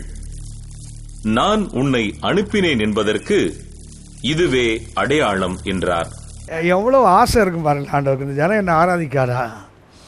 430 வருஷம் உள்ள கிடக்கிறான், அடிமையாக கிடக்கிறானுங்க ஒன்றுங்க. இவனை வெளியே கொண்டு வருவதற்கு கர்த்தர் பயன்படுத்துகிற வார்த்தையே ஆராதனை தான். அதாவது விடுதலைக்கு ஆண்டவர் பயன்படுத்துகிற வார்த்தை என்ன தெரியுங்களா? வர்ஷிப். 18ஆம் வசனம் வாசிங்க, 3:18. அவர்கள் உன் வாக்குக்கு செவி கொடுப்பார்கள். அப்பொழுது நீயும் இஸ்ரவேலின் மூப்பரும் எகிப்தின் ராஜாவினிடத்தில் போய், எபிரேயருடைய தேவனாகிய கர்த்தர் எங்களை சந்தித்தார். இப்பொழுதும் நாங்கள் வனாந்தரத்தில் 3 நாள் பிரயாணம் போய் எங்கள் தேவனாகிய கர்த்தருக்கு பலியிடும்படி எங்களை போக விட வேண்டும் என்று சொல்லுங்கள். கவனிங்கள், எதை சொல்லுகிற கர்த்தர்? விடுதலைக்கு கர்த்தர் பயன்படுத்துகிற வார்த்தையே ஆராதனை என்ற வார்த்தை தான். ஜனங்களை விடுதலையாக்க என்ன சொல்கிறாரு? என்னை ஆராதிப்பதற்கு என் ஜனங்களை அனுப்பிவிடு. கர்த்தர் சொல்ல தொடர்ந்து 19:20 பார்த்தீங்கன்னா, எகிப்தின் ராஜா என் கை வல்லமையை கண்டால் ஒழிய உங்களை போக விட மாட்டான். நல்ல கவனித்துக்கள். நான் அடிக்கடி சொல்லக்கூடிய ஒன்று, பழைய ஏற்பாட்டில் கர்த்தருடைய கை முதல்ல நீண்டது எங்கே தெரியுங்களா? 3ஆம் அதிகாரம் 20ஆம் வசனம் வாசிங்க. ஆகையால் நான் என் கையை நீட்டி, அது நம்ம ஊரில் சொல்லுவாங்க, கையை நீட்டினா அவ்வளோதான்டா. கர்த்தர் அதே மாதிரி தான் சொல்கிறாரு, கையை நீட்டுருவண்டா. எப்போ தெரியுங்களா? ஆராதனையை தடுத்தால் கர்த்தருடைய கை நீளுகிறது. ஆராதனையை தடுத்தால் என்ன ஆகும் தெரியுங்களா? கர்த்தருடைய கை நீளும், அற்புதம் நடக்கும், ஆனால் வாதை உண்டாகும். ஆராதனையை தடுத்தாலும் என்ன ஆகும்? கை நீளும், அற்புதம் நடக்கும், but it will be in the negative side. மத்தேயு 8ஆம் அதிகாரம் 2-3 வசனத்தை வாசிங்க. அப்பொழுது குஷ்டரோகி ஒருவன் வந்து அவரை பணிந்து, ஆண்டவரே, உமக்கு சித்தமானால் என்னை சுத்தமாக்க உம்மால் ஆகும் என்றான். இயேசு தமது கையை நீட்டி அவனை தொட்டு. புதிய ஏற்பாட்டில் ஆண்டவர் கை நீட்டுற இடம் முதலிடம் இந்த இடம் தான். ஆண்டவர் பழைய ஏற்பாட்டில் கை நீட்ட முதலிடங்க யாத்திராகவும் 3:20. புதிய ஏற்பாட்டில் கை நீட்டது 8:3. அங்கே ஆராதனை தடுத்த போது கை நீண்டது, இங்கே ஆராதித்த போது கை நீண்டது. அங்கே கை நீண்டால் அற்புதம், இங்கே கை நீண்டால் அற்புதம். அங்கே நெகட்டிவ் சைடு, இங்கே பாசிட்டிவ் சைடு. அங்கே வாடை உண்டானது, இங்கே சுகம் உண்டானது. அப்படின்னா ஆராதனையை கர்த்தர் எந்த அளவுக்கு நேசிக்கிறார் பாருங்களேன். தேவன் எதை விரும்புகிறார்? ஆராதனையில் மகிமைப்படுகின்ற ஆண்டவர், ஆராதனை விரும்புகின்ற ஆண்டவர். சொல்லப்போனால் எதற்காக கர்த்தர் ஆசீர்வாதம் கட்ட சொன்னார்? இப்போது எகிப்துக்குள்ளே இருக்கிறாங்க, கர்த்தர் சொல்கிறாரு, என்னை ஆராதிக்க ஜனங்களை அனுப்பிவிடு. அவங்க அனுப்பப்படவில்லை. கடைசியில் வாதைகளுக்கு பின்பு அனுப்புகிறாங்க. அனுப்பும்போது கர்த்தர் முதல்ல பஸ்கா ஆட்டினால வெளியே கொண்டு வந்தார். முதல்ல சொன்னது இப்போ ஞாபகப்படுத்தி பாருங்கள். பஸ்கா ஆட்டினால வெளியே வந்தாங்க. 12ஆம் அதிகாரத்தில், 19ஆம் அதிகாரத்தில் கர்த்தருடைய சொந்த சம்பத்தாக மாறினார்கள். 20ஆம் அதிகாரத்தில் வார்த்தைகளை கொடுத்தார், சட்டத்தை கொடுத்தார், மனிதனுக்கும் தேவனுக்குள்ள சட்டத்தை கொடுத்தார். 25ஆம் அதிகாரத்தில் நான் உங்க கூட இருக்கணும்பா. அப்படி தேவன் எதற்கு விரும்புகிறார்? அந்த இழந்து போன அந்த ஆராதனையை திரும்ப தேவன் பெற விரும்புகிறார். ஒரு அர்த்தம், ஒன்று என்ன? To rest. அடுத்தது என்ன? To restore. இழந்ததை திரும்பவும் பெற்றுக்கொள்வதற்காக. அந்த ஆபேலில் ஆரம்பித்த அந்த ஆராதனை ஒவ்வொரு காலங்களிலும் நின்று போகிறது. ஆனால் கர்த்தர் என்ன சொல்கிறாரு? ஒரு ஆசரிப்பு கூட அதை கட்டிட்டேன், நான் என்ன பண்ணுவேன், வந்து ஜாலியாக அங்கே வந்து நான் ரெஸ்ட் எடுத்துப்போம்ப்பா, நீ என்ன பண்ணலாம், என்ன ஆராதித்து கொண்டே இருக்கலாம். ஆமென். ஒன்று தெரியுங்களா, நம்ம இப்படி பாட்டு பாடுறாங்க, நல்ல பாட்டு தான், எனக்கு பிடிக்கும். அந்த பாடுற விதம் தான் எனக்கு பிடிக்காது, பாட்டு ரொம்ப பிடிக்கும். இந்த ஆராதனை துதி ஆராதனை பாடுறாங்கல்ல, ஆராதனை ஆராதனை துதி காலையிலும் மாலையிலும். ஏன் அமைதி ஆகிட்டீங்க? அப்புறம் ஆராதனை துதி, எனக்கு அந்த பாட்டு பிடிக்கும், பாடுற விதம் பிடிக்காது. அரத்தன்னை அரத்தன்னை, இந்த நாக்கு இல்லாதவன் பாடுற மாதிரி பாடாமல் பார்த்துருக்கீங்களா? நாக்கு இழுத்து வச்சு வெட்டிடணும் அதை. ஆராதனை துதி பாட உனக்கு கொழுப்பா உனக்கு? அரத்தனை அரத்தனையா? ஏன்னா இங்கிலீஷ்காரனா என்ன? நீ தமிழ்நாட்டு ஆளு தானே, தமிழன் தானே. அந்த இவர் லீஜி ராக் வந்தார் தெரியுங்களா? வந்தபோது கொரியாவிலேருந்து ஒரு டீம் வந்தாங்க. அப்போ மெரினா பீச்சில் அவன் பாடினான். அவன் அரத்தனை அரத்தனைன்னா நியாயம் இருக்குது, அவன் நாக்கு அப்படி தான் பாடும், அவ்வளோதான் தெரியும் அவனுக்கு. உனக்கு என்ன கொழுப்பா உனக்கு? அரத்தனை அரத்தனையா? சரி, அதை விட்டுருவோம். ஒழுங்காக பாடினா கூட ஆராதனை ஆராதனை துதி ஆராதனை காலையிலும் காலையிலும், சண்டே மட்டும் ஆராதனை, மீதி நாளில் ஆராதிக்கிறோமா? ஹலோ, அண்ட புழுகு ஆகாச புழுகு இந்த மாதிரி பாட்டு தான். காலையிலும் மாலையிலும் ஆராதனை அப்பாவுக்கா. என்னைக்கு ஆராதிக்கிறோம்? ஞாயிற்றுக்கிழமை காலையிலேயே பெர்மிஷனில் வர ஆராதனைக்காக அவன் 8:30 மணி சர்வீஸில் 9:30க்கு வரான், பெர்மிஷனில் தான் வர ஆள். வந்து எட்டி பார்த்து மூக்க நீட்டு ஓடுறான் வீட்டுக்கு. இதில் வேறு காலையிலும் மாலையிலும் அப்பாவுக்கு ஆராதனை. யார்கிட்டடா புழுகு விட்றீங்க? புழுகு மூட்டையாக அண்ட புழுகனுங்களா, ஆகாச புழுகனுங்களா? பாடினா ஒழுங்காக பாடு, இல்லைன்னா பாடாத பாட்டை. காலையிலும் மாலையிலும் ஒவ்வொரு நாளும் கர்த்தரை ஆராதிக்கணும்ல.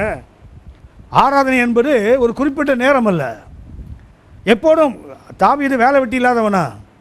கர்த்தரை நான் எக்காலத்திலும் துதிப்பேன். அவர் துதி, அவன் வேலை வெட்டி இல்லாதவனா? ஒரு நாட்டுக்கு பெரிய அரசனவன். ஒரு அரசனாக இருந்து அவ்வளோ பெரிய போர்ட்ஃபோலியோவில் இருக்கிறவனுக்கு எல்லா நேரத்திலும் துதிக்க முடியுமானால் நமக்கு முடியாதா என்ன? கர்த்தர் எதை விரும்பாதுங்களா? அது கண்டினியூவல் வர்ஷிப். இதுக்கு நல்ல உதாரணம் என்ன தெரியுங்களா?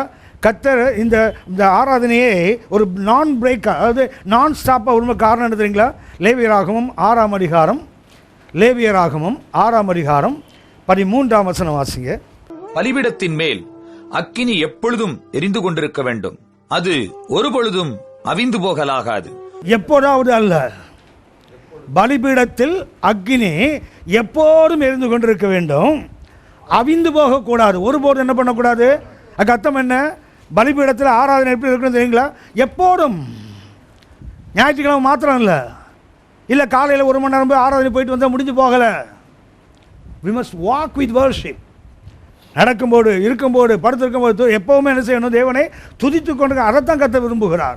ஏன் ஆசீர்வாத கூடாது கட்ட விரும்புகிறார்? ஐ want to restore the last one. இழந்து போனதை திரும்ப நான் பெற்றுக்கொள்ள வேண்டும். அதற்குத்தான் கர்த்தர் என்ன பண்ணுறாரு? ஒரு ஆசீர்வாத கூடாத கட்டு. அப்படி என்றால் நம்முடைய ஆராதனை எப்படி இருக்குன்னு கொஞ்சம் யோசித்து பார்ப்போம். நமக்கு ஆராதனை எப்படி இருக்குன்னு சொன்னால் ஒரு லிமிட் வச்சுக்கோங்க. இவ்வளோ தான், இதுக்கு மேலே வேண்டாம், இவ்வளோ நேரம் தான், இந்த நாள் தான், இவ்வளோ இதுதானே வச்சுருக்குறோம். ஏன் அதை மாற்றக்கூடாது? எப்போதுமே நமக்குள்ள வேறு வேலைகள் செய்யலாம், படுத்துக்கொண்டு இருக்கலாம். நான் ஒர்க் பண்ணிகிட்டு இருக்கும்போது ஒரு முறை என் ஜாப்ல அப்படி போயிட்டே வரும்போது மனசுக்குள்ளே ஆண்டவர் ப்ரைஸ் துதிச்சிட்டே இருக்கிறேன்.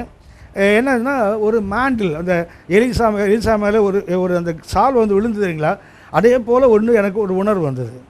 ஏதோ ஒன்று என் மேலேருந்து விழுந்தது போல் உணர்வு வந்து பார்த்தேன். ஒர்க் பண்ணிகிட்டே இருக்காங்க, நான் பாட்டு என் வேலையை சுற்றிட்டே வந்துகிட்டே இருக்கேன். கையில் ஒரு கார்டு இருக்குது, ஒரு பென் இருக்குது, பார்த்துட்டே வந்துட்டு இருக்கேன். பட் ஆனால் எனக்குள்ள ஒரு ஃபீலிங் வந்தது, ரொம்ப வித்தியாசமாக இருந்தது. என்ன பண்ணேன்னா, அதை ஜாப் முடிச்சுட்டு போய் என் டேபிளில் உட்கார்ந்த உடனே எனக்கு ஒருத்தர் ஃபோன் பண்ணார். வெளியே இருந்து ஒரு பாஸ்டர் ஃபோன் பண்ணார். ஐயா, கர்த்தர் எனக்கு ஒன்று பாரப்படுத்தினார். எங்கள் பாஸ்டர் இறந்துருந்தாங்க. அப்போது உங்கள் பாஸ்டரோட மேண்டில் அந்த அந்த சால்வை உங்கள் மேலே விழுந்தது மாதிரி எனக்குள்ள ஒரு உணர்வு. எனக்கு ஆச்சரியமாக அந்த கர்த்தர் அதை உறுதிப்படுத்தினார். அன்றைக்கி கவனித்துக் கொள்ளுங்கள், கர்த்தரை துதித்து கொண்டே இருப்போம். எப்போதும் 100% இருக்க முயற்சி பண்ணுவோம். கர்த்தரிலிருந்து சால்வைகள் இறங்கி வந்து கொண்டே இருக்கும். யாக்கோபு 1:17 அதுதானே, நன்மையான எந்த ஈவும் பரத்தில் இறங்கி வந்துக்கிட்டே தான் இருக்கும். நான் ஸ்டாப்பிங். அதுக்கு என்ன கிடையாது? நிறுத்துகின்ற அனுபவம் கிடையாது, எப்போதும் வந்து கொண்டே இருக்கும். என்ன கிடையாது? வேற்றுமை. வேற்றுமை நிழல் கூட இல்லை. அப்படின்னா ஒரு பார்ஷியாலிட்டி இல்லாமல் எல்லாருக்கும் என்ன செய்வார்? மேலேருந்து அனுப்பி கொண்டே தான் இருக்கிறார். நம்ம ரிசீவிங் எண்டில் இருந்தால் சரிதான்.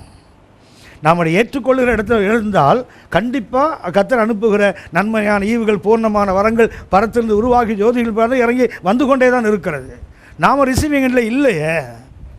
ஆனால் கர்த்தர் அதை ரிஸ்டோர் பண்ண விரும்புகிறார். சரி, மூன்றாவது ஒரு காரணம் சுட்டி காட்டுகிறேன். எதற்கு கர்த்தர் ஆசீர்வாதத்தை கட்ட சொன்னார்? He want to be the center of our dwelling. மூன்றாவது எதற்கு கர்த்தர் ஆசீர்வாதத்தை கட்ட சொன்னார்? நாம் வசிக்கின்ற இடம் இருக்கு இல்லையா, அதன் நடுவிலே கர்த்தர் நமது மையமாக இருக்க விரும்புகிறார். கர்த்தர் ஏன் அவருக்கு ஒரு ஆசீர்வாதத்தை கட்ட சொன்னார்? ஒன்று டு ரெஸ்ட், ரெண்டாவது டு ரிஸ்டோர், மூணாவது என்ன? To be the centre. நம்முடைய வாழ்க்கையின் மையமாக ஆண்டவர் இருக்க விரும்புகிறார். ஆகவே என்ன பண்ணுறாரு? ஒரு ஆசீர்வாதத்துக்காக நீ கட்டு. அவனை கட்டும்போது என்ன ஆகும் தெரியுங்களா? கர்த்தர் நமது வாழ்க்கையின் மையமாக இருப்பார். உபாகமம் 33:12. பென்யமீனை குறித்து கர்த்தருக்கு பிரியமானவன் அவரோடே சுகமாய் தங்கியிருப்பான். அவனை எந்நாளும் அவர் காப்பாற்றி அவன் எல்லைக்குள்ளே வாசமாயிருப்பார் என்றான். எல்லைகளுக்குள்ளே வாசமாயிருப்பார். இது தமிழில். ஆங்கிலத்தில் வாசித்து பார்த்தீங்கன்னா அந்த வசதி இன்னும் கொஞ்சம் அடிஷன் இருக்குது. உபாகம் 33:12 தமிழில் எப்படி இருக்குது? பென்யமீனை குறித்து கர்த்தருக்கு பிரியமானவன் அவருடைய சுகமாயிருப்பான், அவர் அவனை எந்நாளும் காப்பாற்றி அவன் எல்லைக்குள்ளே வாசமாயிருக்குள்ள தானே. ஆனால் எபிரேயமில் பார்த்தீங்கன்னா இதுக்கு கொஞ்சம் எக்ஸ்டென்ஷன் இருக்குது. அது ஆங்கிலத்தில் இருக்குது, கேத்தலிக் தமிழ் மொழியாக்கத்துலேயும் அது இருக்குது. நம்ம டிரான்ஸ்லேஷன் அது இல்லை. எப்படி தான் இருக்குது? The beloved of the Lord shall dwell in safety by him. He will save him all the day long and he will dwell between his shoulders. எப்படி இருப்பாரா? இவர் அவன் எல்லைக்குள்ளே இருப்பாராம்.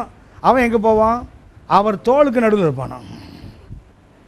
கர்த்தர் ஏன் ஒரு ஆசீர்வாதம் கட்ட சொல்லுகிறார்? அவர் நம்ம நடுவில் வரணும், நாம் எங்கே உட்காந்துருக்கணும்? அவர் நடுவில் உட்காந்துருக்கணும். உங்களுக்கு தெரியும் நினைக்கிறேன், பென்யமீன், அந்த பென்யமீனுடைய எல்லாருக்கும் தெரியுங்களா? அதுக்குள்ளே தான் எருசலேம் இருக்குது. ஜெருசலேம் எங்கே இருக்குதுன்னு சொன்னால் யூதாவோட டெரிட்டரியில் இல்லை, பெஞ்சமினோட டெரிட்டரியில் தான் ஜெருசலேம் இருக்குது.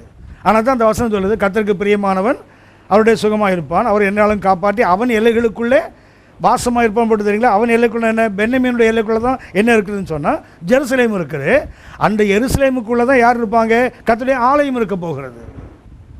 மிக அற்புதமான மொழியாக்கம். தமிழில் கொஞ்சம் அதை மிஸ் பண்ணியிருக்காங்க. சில இடங்களில் உண்மையிலேயே வருத்தமாக தான் இருக்கும். கர்த்தருடைய நாமம் பலத்த துருகம், நீதிமானவர்கள் ஓடி, அவ்வளோதான் தமிழில். ஆனால் ஆங்கிலத்தில் பாருங்கள், எபிரேயமில் பாருங்கள், கேத்தலிக் டான்ஸில் பாருங்கள், உயர்த்தவும் படுவான். அந்த உயர்த்தவும் படுவான் தமிழில் நமக்கு இல்லை. லிப்டட் ஆல்சோன்னு இருக்கும் ஆங்கிலத்தில். கர்த்தருடைய நாமம் பலத்த துருகம், நீதிமானவருக்கு துருகம்னு அவங்களுக்கு தெரியும் தானே. துருகம் என்றால் டவர், வாட்ச் டவர், காவல் கோபுரம். கவனித்துக் கொள்ளுங்கள், இங்கே என்ன இருக்குது? சிட்டாடல், அதாவது சுற்றி என்ன இருக்குன்னு சொன்னால், இது ஒரு ஊர்னா சுற்றி என்ன இருக்கும்? ஒரு கோட்டைச்சுவர் இருக்கும். இந்த கோட்டைச்சுவருக்கு மேலே இதுக்கு பேர் தான் அலங்கம். இந்த அலங்கத்தில் அங்கங்கே என்ன இருக்குன்னு சொன்னால் வாட்ச் டவர்ஸ் இருக்கும், அங்கங்கே காவல் கோபுரங்கள் இருக்கும். கர்த்தருடைய நாமம் கோட்டை மாத்திரமல்ல, துருகம். கோட்டைக்குள்ளே ஓடி வந்தால் பாதுகாப்பு, இங்கே இருந்தால் பாதுகாப்பு. என்ன பண்ணுவோம் தெரியுங்களா? இங்கே போனால் எங்கே போகணும்? மேலே போகணுன்னா உள்ளே எனக்கு படிக்கட்டுகள் இருக்குது. உள்ளே ஒருத்தன் வந்து இங்கே கம்ஃபர்டபுளாக இருக்க மாட்டான். என்ன பண்ணுவாங்களா? கிடுகிடுன்னு ஏறி இங்கே போயிடுவான்.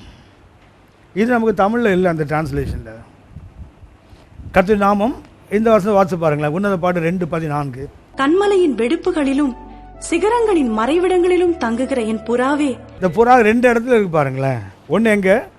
கண்மலையின் வெடிப்பு. ஸோ இது ஒரு ராக் அப்படின்னா, இந்த ராக்கில் என்ன இருக்குது? ஒரு கிளெப்ட் ஒன்று இருக்குது. இது என்ன பண்ணுது? போயிட்டு புறா எங்கே போகுது? கண்மலையின் வெடிப்புக்குள்ளே போகுது. அப்புறம் எங்கே இருக்குது? சிகரங்களின், சிகரம் எங்கே இருக்குது? பீக் இங்கே இருக்குது. என்ன இருக்குன்னு சொன்னால் தமிழில் அந்த வார்த்தை இல்லை, ஆங்கிலத்தை படிச்சிங்கன்னா ஸ்டைல்ஸ் ஆஃப் த ராக்குன்னு இருக்குது. இந்த பாறைக்குள்ளே என்ன, கிளப்டுக்குள்ளே என்ன இருக்குது? தேர் ஆர் ஸ்டெப்ஸ், ஏறினா மேலே போயிடலாம். அப்படின்னா தமிழில் மொழியாக்க நல்லதான் பண்ணியிருக்கிறாங்க, அவங்கள குறை சொல்லவே கூடாது. ஆனாலும் நமக்கும் அந்த அந்த அந்த அந்த பர்சனல் டச் இல்லாமல் போயிடுது. அது அப்படின்னா கர்த்தருக்கு பிரியமான சுகமாக இருப்பான், அவர் அவனை என்னாலும் காப்பாற்றி அவன் எல்லைக்குள்ளே அவர் இருப்பார். இவன் என்ன பண்ணுவான், அவர் தோள்களுக்கு நடுவில் இருப்பானான். கழுத்தில் ஏறி வந்து அந்த நாட்டுப்புறத்த ஆள் தேரோட்டம் பார்க்க வரும்போது பார்த்துருக்கீங்களா, பிள்ளை தோளில் போட்டு வரான் தெரியுங்களா? நான் நினச்சேன் நாட்டுப்புறத்தான் தான் அப்படி பண்ணுவானே, இப்போ உள்ள படித்தவன் அப்படி தான் பண்ணுறான், பிள்ளைகளை தோலை வச்சு தான் போட்டுவான். பார்த்துருக்கீங்களா? முன்னாடிலாம் அந்த நரி குறத்தையை பார்த்தீங்கன்னா ஒரு துணியை ஒன்று கட்டி ஒன்று தொங்க போடும் தெரியுங்களா? இப்போ நம்மளால் பார்த்தீங்கன்னா ஒரு பேக் போட்டு தொங்க போட்டிருக்கிறான். ஒன்றும், அதாவது ஹிஸ்ட்ரி ரிப்பீட்ஸ் செல்மா, ஒன்றும் பழசு இல்லை.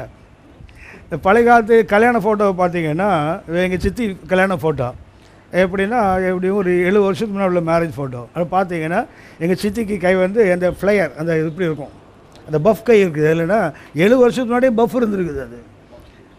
அப்புறம் பார்த்தா எங்கள் அக்கா கல்யாணத்துக்கு பார்த்தா கை இது வரைக்கும் இருக்குது. அப்புறம் என் தங்கச்சி கல்யாணத்தை பார்த்தா கை இது வரைக்கும் வந்துருக்குது. இப்போ பார்த்தா மணிகட்சி பேத்திக்கு கை பார்த்தா இங்கே வந்து மறு கை இப்படி இருக்குது பஃப். இந்த கை இறங்குது ஏறுது, கை இறங்குது ஏறுது. அது இந்த பேண்ட்டு பார்த்துருக்கீங்களா, திடீர்னு நேரோவாகும், திடீர்னு இப்படி இந்த கழுத கால் மாதிரி ஆகிடும், அப்படி பெல் ஆகிடும். அப்புறம் பார்த்தீங்கன்னா இங்கே டைட்டாக லூஸ், அப்புறம் இங்கே லூஸ் ஆகி அங்கே டைட் ஆகும். என்னென்னவோ மாத்திரம் தானாக மாறும்.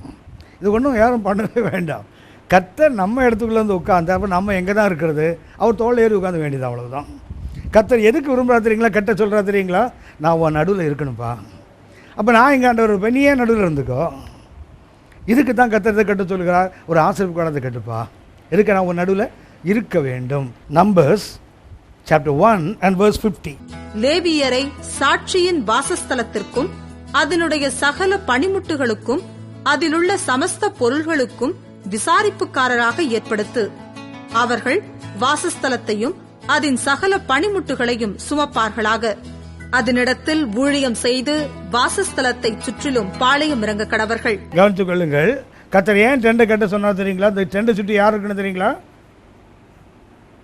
கெர்சோனியர், மெராரி, கோஹாத்.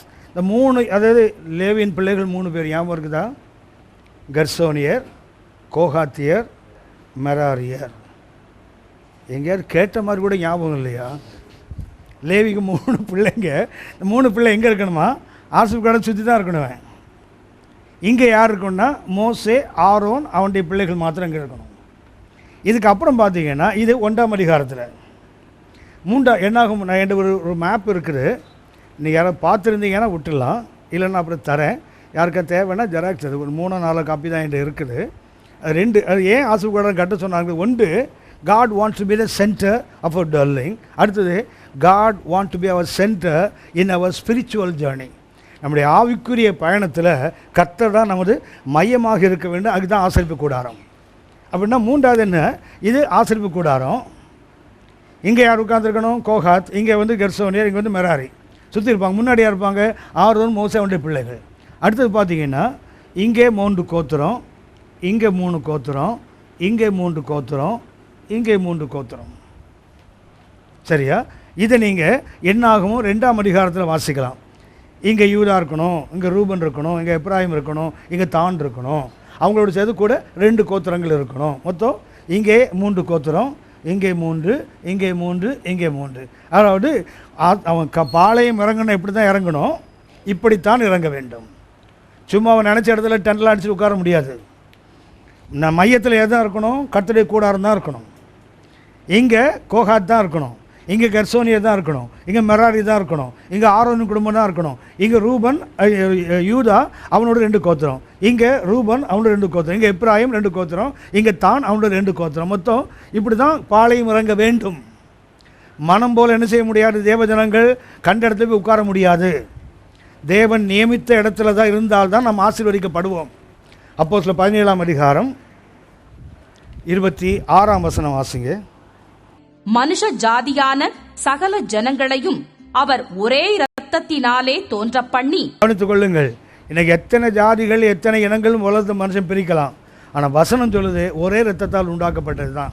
ஒரு ஆதாமிலிருந்து வந்தவங்க தான், ஒரு நோவாவிலிருந்து வந்தவர்கள் தான். என்ன கிடையாது? பிரிவினைகள் மனுஷன் கிடையாது. இன்றைக்கி ஆவிக்குரிய உலகத்தில் பேயாட்டம் ஆடுறது இந்த பிரிவினைகள் தான். ஆனால் ஆண்டவர் மிக அற்புதமாக சொல்லுகிறார், மனுஷ ஜாதியான எல்லாரும் என்ன பண்ணாராம்? ஒரே இரத்தத்தினாலே தோன்ற. இந்த உணர்வு சபைகளுக்கு வந்திருந்தால் சபை என்றைக்கோ இந்திய தேசத்தை பிடிச்சிருக்கோம். நம்ம நாட்டில் ஏன் கிறிஸ்தவம் வளர முடியல தெரியுங்களா?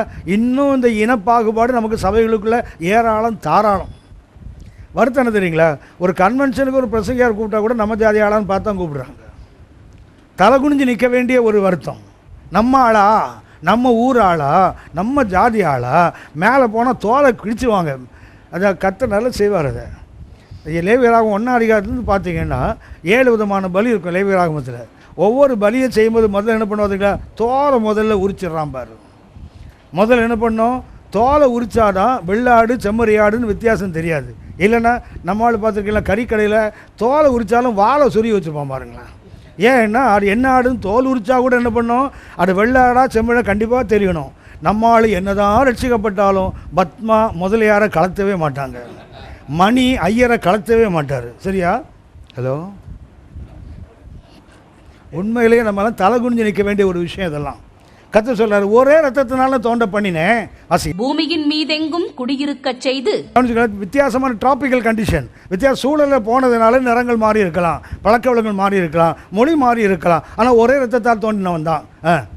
முன் தீர்மானிக்கப்பட்ட காலங்களையும் அவர்கள் குடியிருப்பின் எல்லைகளையும் குறித்திருக்கிறார். கவனிச்சிங்களா? நாம விரும்புகிற இடத்துல இருந்தால் நாம் ஆசீர்வதிக்கப்பட மாட்டோம். கர்த்தர் முன்குறித்த இடத்துல நாம் இருந்தால் மாத்திரமே நாம் செழிக்க முடியும். எல்லா இடத்துலையும் எல்லா செடியும் வளராது. நமக்கு ரொம்ப ஆசை பெங்களூர் ரோஸ் வளர்க்கணும்னு ஆசை. வச்சு ட்ரை பண்ணி பாருங்களேன். மனுஷன் குடிக்கிற டானிக்கெல்லாம் கொண்டு செடிக்கு ஊற்றி பாருங்கள். மனுஷனுக்கு முட்டையை கொடுக்க மாட்டான், ஆனால் செடிக்கு முட்டையை ஊற்றுறாங்க. ஏன்னா வளரணுமா? நமக்கு வேலி காத்தாமுள்ளு ஒன்றும் பண்ணாமல் தாராளமாக வளரும். ரோஜாப்பூ நம்ம ஆப்பிள் நம்ம ஊரில் வளருமா?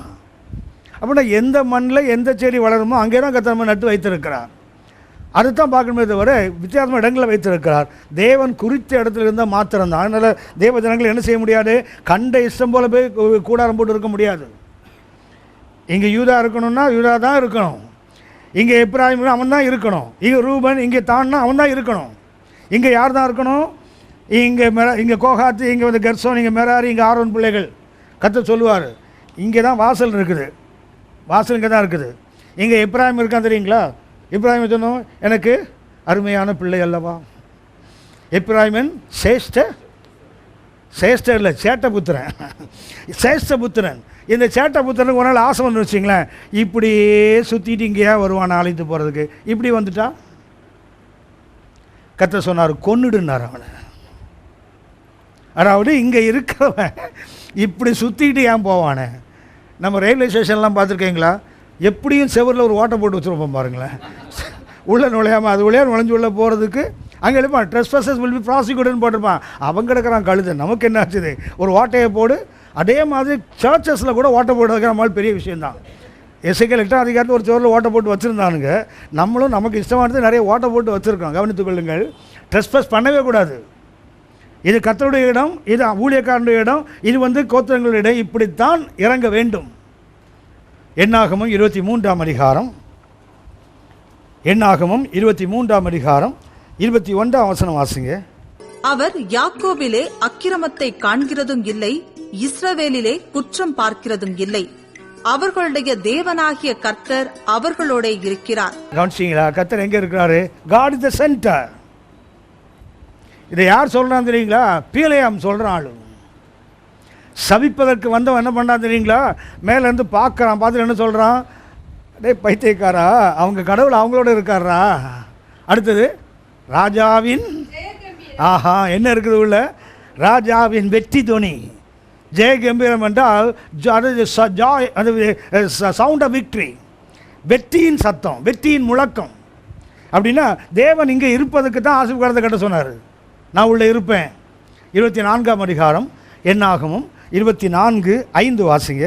யாக்கோபே உன் கூடாரங்களும் இஸ்ரவேலே உன் வாசஸ்தலங்களும் எவ்வளவு அழகானவைகள்.